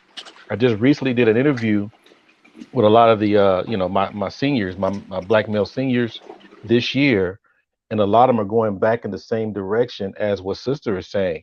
A lot of them are really seeing that education is going to give them some kind of leg up somewhere, and they don't want to be the statistic always trying to do some kind of entertainment or whatever. So I mean, I'm gonna clean that interview up again, and I'm gonna start playing it more so people can understand what these boys are saying. And I'm done. Right. And You know, so, I'm going to say something about education real quick. Okay, I am a stickler for education. I believe in education. Don't get me wrong. But I also look at things like, one, I'm not going to down a brother for getting a basketball scholarship because you still have to have a minimum educational skills. Um, there are benefits to an education depending on what you want to do with your life. Sometimes it may be better for you to go to a trade school. It may be better for you to become a trucker and own your own trucking company. It may be better for you to become an electrician and own your own electrical company. How often You they know, tell this to sisters though, sister? How often they tell this to little sisters though? I think the difference is between girls. Honest to they can God, they can get a basketball scholarship too. basketball scholarships. My little cousin Asia Thomas, her scholarship was nothing compared to Quentin Thomas's scholarship. No, the amount Quentin Thomas, the whole family was flown in by private jet. Asia got coach. There is a distinction. She plays professionally now, as does my goddaughter's daughter. They're overseas. They're making six figures, not seven. Yeah, but the thing about that is what we're missing, and this is the issue that when I talk to kids, we're looking at a small, minute percentage of people that are going to achieve that. Right. That's like saying Oprah made the joke I'm at looking you. at the fact of why are we not promoting fields and in industries that they have a higher chance of earning a great living, that's actually realistic. I mean the NBA or getting a college scholarship is unrealistic for most kids, but Yep. getting an academic scholarship is way more attainable than you getting a basketball scholarship. If you work hard and apply yourself and you make good grades. So Yep. that's the issue I have. I mean, we yeah, it's great. These are like high, these are highly visible field, fields or whatever of entertainment and so forth, where they get accolades and people look up to people. You get, but it's only realistic for like 1% of the 1% of guys. The average person Yeah. is not 6'8". Nope. They're going Do to be you more like 5'8", five do foot you know ten. do you know what the odds of getting into the NBA or the NFL or the Major League Baseball is? It's like 1 in every 720,000 people, man. And Yeah, you telling me that the male One and in the 720,000. Come and the on, man. male and the mailman can't have a son to happen to be a Ben Carson? Yeah. I mean, you know what I'm saying? right. The trash man can't have a son to be a doctor. I mean, Yeah. my whole thing is that we're not. I mean, remember the story that we heard about the silent generation working odd jobs we're doing now, but at the same time, it's like, hey, I don't have all the abilities that my child had, but I'm gonna make sure my child is gonna have not just an education, but a quality education, not Yeah. not no, basket weaving type stuff. Yeah. You know, You know. I mean, we got to keep it real. And one last thing, and I got to roll, but I did my interview because I'm doing my interview of different students of different cultures. And I did one with one of my Indian students. She's, her folks are from India, but she's born here. And I hope some people heard my live stream on that one. That was pretty big because she mentioned that, because I asked, like, our typical story is every time somebody gets a degree, they don't get to work in their profession. We hear that a lot. Most people I know with degrees are digging the trash cans. I hear that a lot. But I hear that quite a bit, like in this space, Yeah, that ain't right? true. In barbershops too, right? Now I'm hearing, but I'm asking her, like, okay, have you heard that within your, around Indians, even the ones born here? And she was like, no. And I said, why I mean, I said, give me, what do you guys do? And she said that most of the time they most of them go for medical and tech jobs. And she said for the most part, they get the job. They get the job. And that's not, I have to really think back of, like, they're getting the same degrees we're getting. They're They not have a getting good like outer network. space degrees. No, But they but have a what I'm network. saying, what I'm trying to say is this: even though they have a network, the whole thing is that if they have the network, what is our network doing for us when it comes to these degrees? It comes Like, down to one of the things that I've noticed. I can't remember her name, so I'm not going to say it. But one of the professors noticed one of the difference between the way we send Black students to college versus the way white people send their kids to college. In the white sphere, networking is key. College years, grad school, networking is key. If you're partying, drinking over some beers, blowing off some steam, that is pivotal for your advancement in later life. Whereas Black kids, I mean, maybe they'll join a frat, maybe. But most of the time, you're there to study, not to play. And so we don't network. We don't socialize with the purpose of, 10 years from now, I'm going to be hooking all you brothers up at my company that I start. We're going to start a company together. but see, we have done that. I can name quite a lot of people. MC Hammer, all these goddamn dudes who start record labels, half these goddamn businesses that the hookup brother. I get tired of that motherfucker because goddamn it, everybody believes they're entitled to the hookup versus the qualified brother. We got a problem. You can't hook Yeah, everybody up. yeah, You need to but qualify. that is a legitimate Hold concern. on. But when you come, Let me finish. Let me finish. But I listened to a lot of this, and this is the listen. I didn't. I wish I probably should have been an officer than enlisted. I could have done it. I could have done it. I didn't do it because I thought that hey, I wasn't good enough. One day the guy said, "Damn." But you know what's funny? Every time I was in that truck, guess who was asking me the questions? That same guy right to the right of me. He was like, "Damn, I barely got by. You would have did amazing in school with me." And I'm like, "Ain't that a bitch? I could have done what he did, and it was easy for me." But the thing about it was, in my generation, I wasn't taught to dream. I was just told just to go do X, Y, and Z. Now I got to be for real. My the females, the women in my era, they were told go, go dream, follow y'all dreams. Black boys aren't told to do dream; they're told to go to work. And I'm not making this a racial shit, and then I don't want to go off of that. I'm sticking straight to the diatribe right now of what's going on right now. Now the but y'all, difference is I've had white men tell me who it's graduated the not. same generation as I did. They said the difference between me and you, Nichelle, was they were always telling you you could be a lawyer, you could make up to $80,000. He said, but they never told me I could be anything. So that meant I could be anything. So I never worried about what I was called. I just worried about, are you gonna pay me? You gonna pay me more than I made last time? I just worried That's a about the money. lie. That's a lie. You know why? You want to know why they were told that? You want to know how they were pushed to do that? Because whenever I turn on the General Hospital TV, I saw his white ass up there.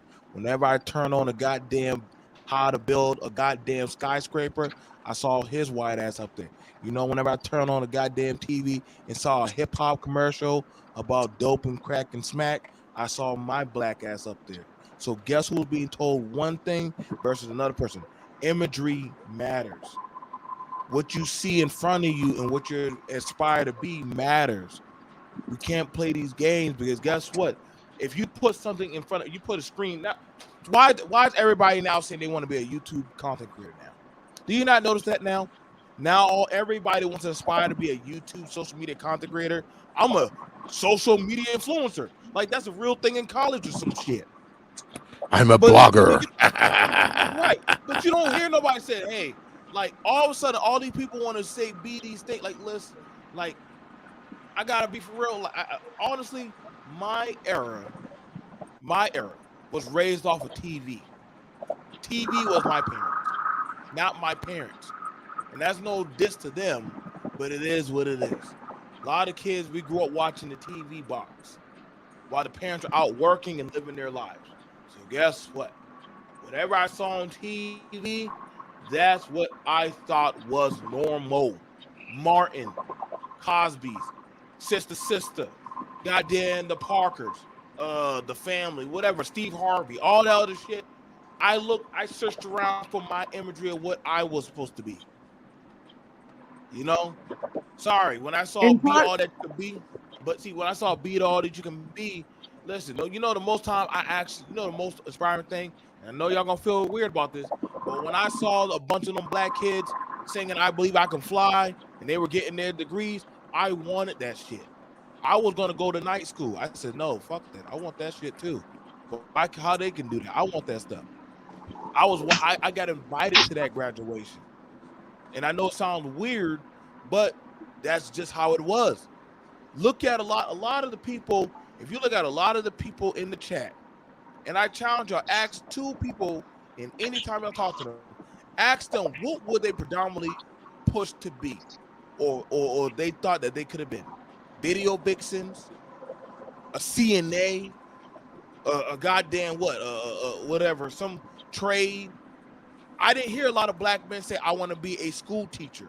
Sorry, that didn't come up. I ain't never heard any of us ever say that shit.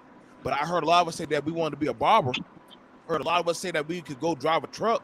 Heard a lot of us say that I know how to work a backhoe, but my daddy knows how to lay down carpet and tile. A lot of the women that I know predominantly work in government state jobs, working behind the office at state funded programs. That is predominantly Mm. majority of black women are in those key positions, not managers, but in those positions.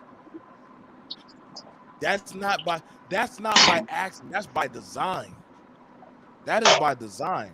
So we holistically those who yeah, and also if you suck in the community, go be somebody in the church. And if you suck and you don't got no skill, just join the church. They'll give you a position. You can go be a deacon, probably be a pastor. They'll find some broad in the church that has kids. They'll hand you off to her. You can get married. Bam. So if y'all can't find a wife, go to church. That's actually real. I didn't make that shit up. Can't find a wife, go to church. There's plenty of women in there asking God to send them a man. Just walk through the church doors, you'll find a woman. Boom. That's why a lot of older dudes go to church. Just walk in. Just walk in. in the church. Joe, you picked up on a very valuable point. I told you about African Heritage Network. It was prominent during the 90s. And African Heritage Network. I remember that. It was African Heritage Network was founded by Frank Mercado Valdez. Frank Mercado Valdez did not know he was black until he came to the United States because his mother was Puerto Rican with kinky hair, but Puerto Rican. His father was Cuban, brown-skinned Cuban. He came to the United States, and he was one of the ones that was kicked off the country club because they did not allow niggas. He became very fascinated with this whole idea of what is an African American? And he started to look for old Dorothy Dandridge type movies in Blockbuster and places like that. And he found out that he's at FAMU, that most black people didn't know anything about Dorothy Dandridge. So he started African Heritage Network. But part of the success was he would literally go into meetings and say, black people aren't like other people. They'll just be strumming through the channel. And if they see a black person, they're going to stop and watch, regardless of the quality. He convinced white people that black people didn't care about the quality of the programming. White people started to dictate caricatures of what they thought we looked and acted like. It drives me crazy every time I hear, yo, it's Kiki in the morning. If somebody came up to me like that, I slapped a crazy bitch. But that is what Viacom thought was the proper image for African American women. That we should be all loud, yo, what's up? Hey, yo, homie, shorty. We don't have intellectual conversations like we're having here today. So yes, we do need to learn to make our children turn off the vulgarity, turn off the negative images. So Nichelle, answer me this question. They said that black women are now becoming educated. How did those women back in the day that were leading lectures, why aren't those women the face of black femininity? But these new brand of women that y'all are saying, well, they're lawyers, judges, and stuff. What's the difference between that doctor in the lecture room that was talking about history, art, and different other mantras? And that was a whole doctor. I think Art gave me Art, you still got those some videos of them lectures of them black women and men? Those are all doctors. How the hell did that lesson get passed over? But now we're saying now we got lawyers and doctors now. Like, what the fuck? Like, you went from a whole lecture hall of educated blacks. Now, shit, you got scared straight to, I don't know, whatever the fuck Viacom is now. Now, I guess black men wearing dresses and women that all gay and shit and half bald and fucking goddamn strippers and shit. You know, I'm just saying, man, at this point, now it's like, let's scramble to go get Plan B's and birth control. I'm going to keep it 100 and I got to go. Yeah, we really have to put or get used to putting our young especially males right now, our young males in leadership positions, and step Facts. aside and let them lead. We have to be able to do that. And the thing is, even if you're not in leadership position, train one that can lead. We need to be Yoda. You know, I mean, they're young, they got energy, they got ideals. You know, if they once they jump on board, sister's gonna jump on board anyway. You know, the key thing is that these guys have to have some courage. They got to have some, because the thing is, it's on. You know, when they say things to do whatever, we say, "Oh, be a man." They got to be taught. They got to be supported. They have to be given tools. So if you're trying to give somebody out there like BMT is a military man, and we say BMT, just go out there and fight these dudes. BMT's like, well, I don't got no tanks, no guns, or whatever. Hey man, just alpha your way through it. That we keep doing this every damn near every generation, damn near the last two generations. It's like there's got to be a point to where these boys have to be empowered enough to where they be able to do the job that we tell them what to do, and we won't get so much mouth and so much resistance and pushback. We also have to Okay. realize who we're fighting against. Okay, let's look at the difference. All Malcolm right, y'all. X, See y'all later. Martin Luther King. Peace, Peace, brother brother. Art. I'm gonna say this, and I'm gonna have to run too. Malcolm X, Peace. Martin Luther King, we funded them. We pushed them to leadership positions. All of a sudden, we were told that Al Sharpton and Jesse Jackson were our leaders. We started getting kangaroo leadership. Oh, the sisters that founded Black Lives Matter. Oh They wow. are, Yeah. yeah, they now speak for, who do they speak for again? I do agree, Black Lives Matter, but who? LGBT community. Okay, okay, but we can't drown them out. No matter how many times intelligent Black people are saying we believe Black Lives Matter, but we don't support the BLM Foundation. We don't support that fuckery. We're not sitting up there saying gay men are just like Black women. No, we're not. But that is being pushed on the Black community to the point of, you have beautiful girls that believe they must put weave in their hair, they must put on fake eyelashes, they must put on these hardcore eyebrows so that they look like drag queens. Have y'all not noticed that that's the type of look Hollywood is pushing?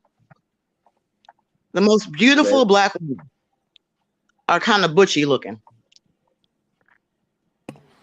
Well, we're living in a world now where the world is a lot less disciplined than it was, say, 50 years ago, 60 years ago, 70 years ago. And unfortunately, when it comes to Black people, we are the canary in the damn coal mine.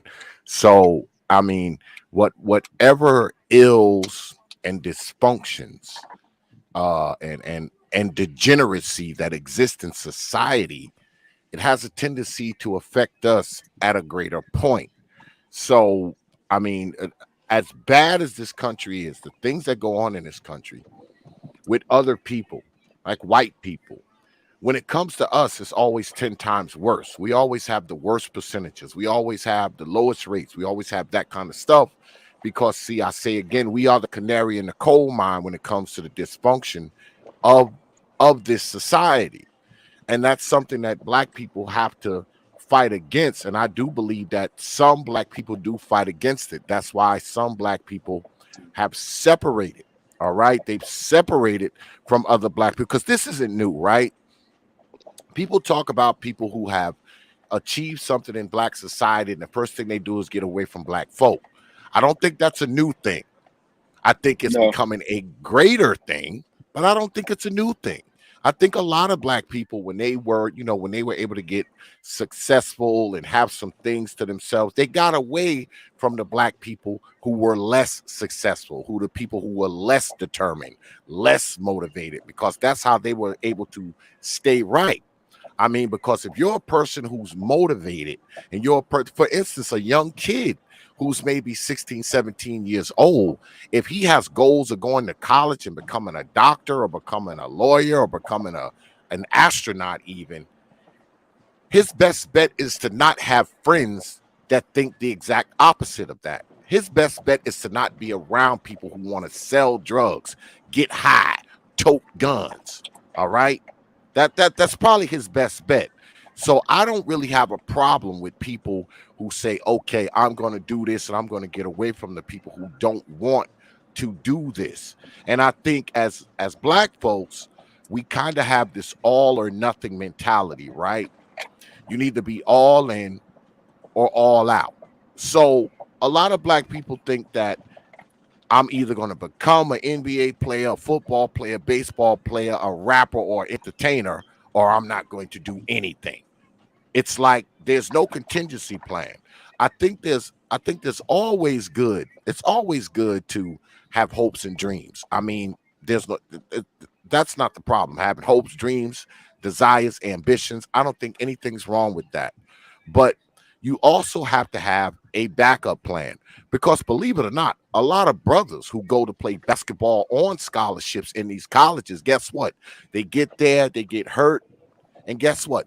They don't have a backup plan if the basketball thing falls through, if the baseball thing falls through, if the football thing falls through, they don't have a backup plan. You see brothers in the former NBA players who made millions of dollars that are now working at Starbucks because even though they made Facts. it to the pinnacle, they made it to the pinnacle of professional sports, making hundreds of millions of dollars. They didn't have a backup plan, so now they got a damn job at Domino's. So They I didn't have think no that's sense. something else. Yeah, that's something else we have to consider, especially when you're talking about raising young children. You want your children to have hopes and dreams, but you also want your children to be realistic. And guess what? If this NBA thing don't work out, hey, you get your doctorate, your PhD in something else. If this football thing don't work out, you can still become a teacher. You can still become a lawyer. I think both of those things can exist. I don't think it's an all or nothing thing, this one thing or nothing else. I think multiple things can exist at one time, and it's always good to have children believe in having multiple options in their life. And I just don't think this whole telling people that college is useless, having a career is useless. I think that's BS. Because to be honest with you, I think I'd rather see a young brother with a decent job than standing somewhere selling damn sneakers out of his damn trunk of his car because you don't know how long that's gonna last, and it's not like it's highly unlikely that you're one day gonna grow into become Foot Locker. But that's all. But one of the things I think is going to be funny if they do away with the Plan B. It was one thing as long as white men are convinced that sisters are out there aborting black babies. Sisters are the ones that are aborting black babies. It's going to be enough. But the thought now of the fact that these white women are, Aborting black babies too. hello, I said the truth shall set you free. What's done in the dark shall come out in the light. That the long and short of it is, I have actually sat outside the abortion clinics in the hood.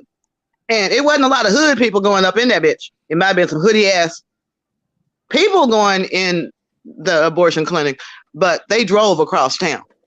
They had been driving across town to make their little hookups anyway. That's how they knew the abortion clinic was in the black neighborhood. So what we're going to see is that when you suddenly have this ideology of you can't just have, go crazy and sleep with these black men, whether they're in college or whatnot.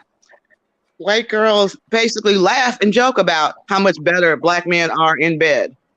They laugh and joke about how much bigger black men are. There are YouTube skits done by white men. They're like begging, yo, baby, can I just have 30 seconds? Okay, 15 seconds. Okay, we hop in the closet. Okay, I can get, there's that mentality out there. White women know it. Black women know it. White guys actually brag over the fact that they expect their wives to give them a quickie, just 15 seconds. So what does that tell you that these white women are doing?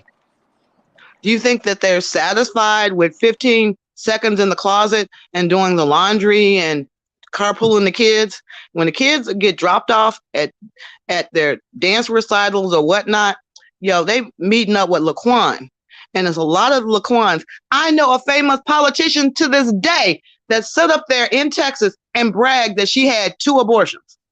And she said, well, my husband was older and I was worried about our kids being born with birth defects. Yeah, bitch, the birth defect of having black skin.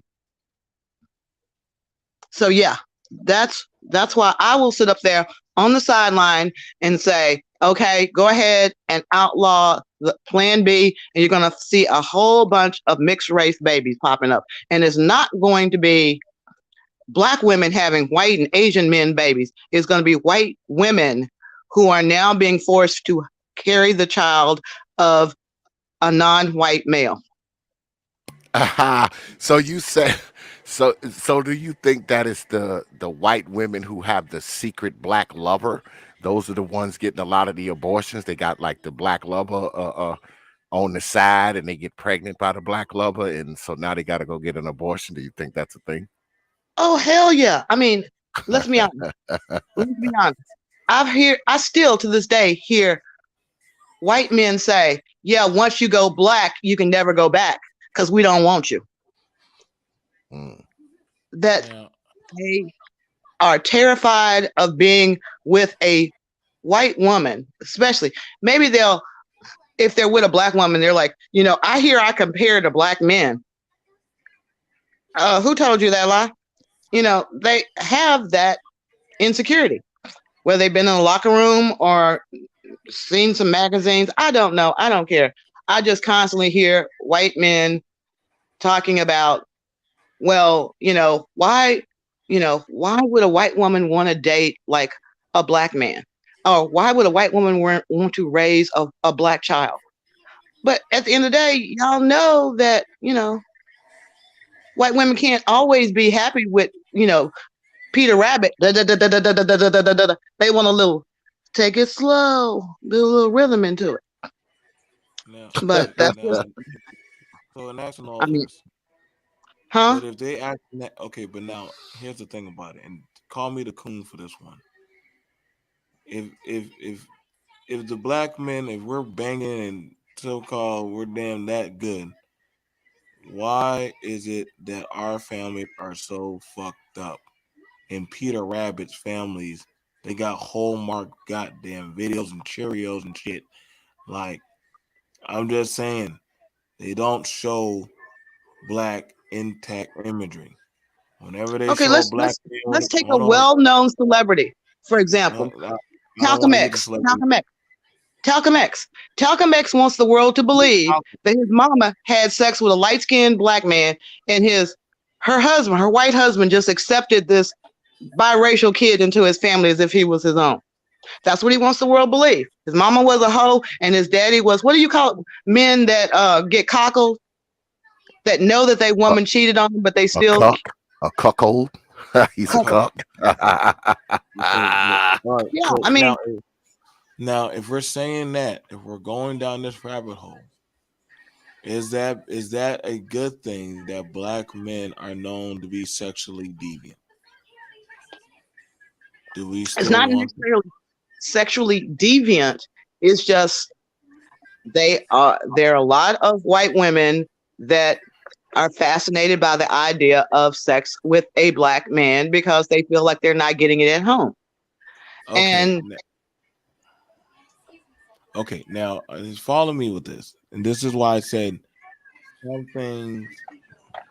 I know we see that as a big prowess, but now the black woman is now looked at as a harlot, sexual deviant, and the black man looks like we just dropped a whole fucking bunch of babies, especially with that fucking dude who made 30 damn kids. Now we all get hit with another goddamn statement. Like, I'm just saying, man, whenever they show the white dudes that have multiple kids, they be showing them with goddamn getting a whole TLC TV show. Oh Goddamn yeah. black dudes, we get that shit. We get a goddamn Steve Wilkos show or some shit. We get put on there. Like, Yeah. I'm Ari Nagel, anyone? Ari Right. Nagel has about 80 children, and I think he has about 20 more women pregnant right now. That's And what I'm and and they saying. celebrate this guy, celebrate him. I saw him on a live stream. Brotherhood Conservative was playing the live stream, where I mean, boy, those women, boy, they were cackling and grinning and giggling with this dude. This dude has like 100 children. That's Women are literally begging for his sperm, the literally begging. sperm man. That's the sperm Yes, man. the Jewish guy, Now, Ari Nagel. He has now about the thing, 84 children right now, and I think he has another 20 something pregnant at present date. What does he now the do for a thing, living to support that many kids? nothing. You can't get him. Nothing. You don't. You can't. They He can't. gets paid a stud fee. He You doesn't get can't. anything. He He doesn't he doesn't. He doesn't doesn't. charge those women. He just gives them his sperm. They want it. They request it. Are you kidding me? They You beg can't. for Like it. again. And so the thing about it is this. Like I'm wondering, has this sexual deviancy that the black community is so proudly to boast off, has it done us any? Do we need to leave this shit alone? Like, do we really need to leave this shit alone? Like, I get it. Some of y'all are happy about y'all can drop it like it's hot or y'all can slang it. But right now, I'm looking at y'all kids, and a lot of y'all kids are dumb as fuck, and y'all ain't doing too damn good. So I'm trying to wonder, maybe it might not be such a bad thing if we slow down on these damn baby making. I get it. We had the R. Kelly era. God damn, that fucked us up. We're the Pretty Ricky Boys and goddamn the Bobby Brown and all the motherfuckers. Like, God, I'm just saying, other communities are having these kids, the trailer park and all that shit. They don't celebrate it like we do. Like, yeah, daddy was a Rolling Stone. Yeah, daddy got all these bastards running around shooting up the community. Mommy, yeah, she be dropping it. Damn, girl, you be stay pregnant. But goddamn, you a fucking goddamn whole village goddamn statistic. Like,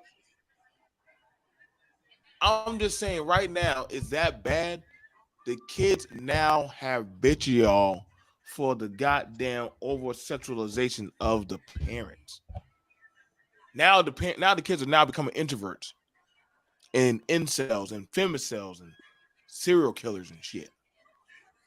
Like I think and we're going to have to talk about that. I got, like I said, I got topics for days. I got topics for days. I'm gonna be going down some dark paths. You know what I'm saying? The show always inspires me.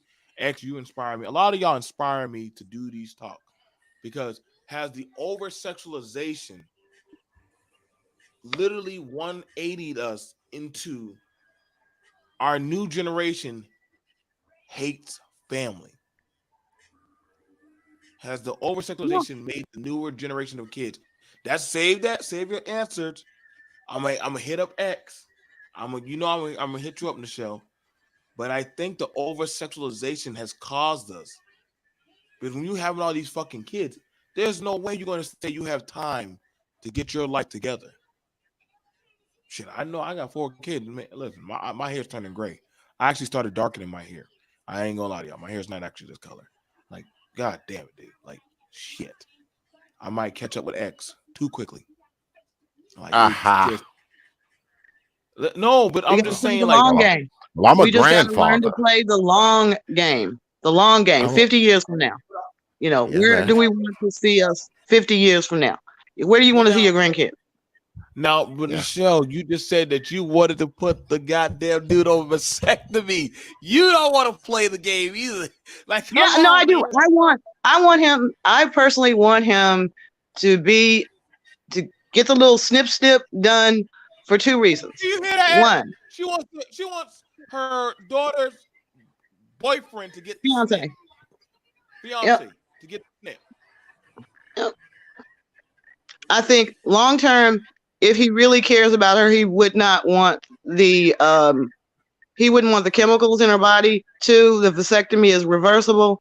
The more stable they are together as a couple, since they're determined to be a couple and they want to build towards, buying the house, having the 2.3 of kids, then it's better that they do it at 28 versus at 21. So Yeah. I think That that it would be better.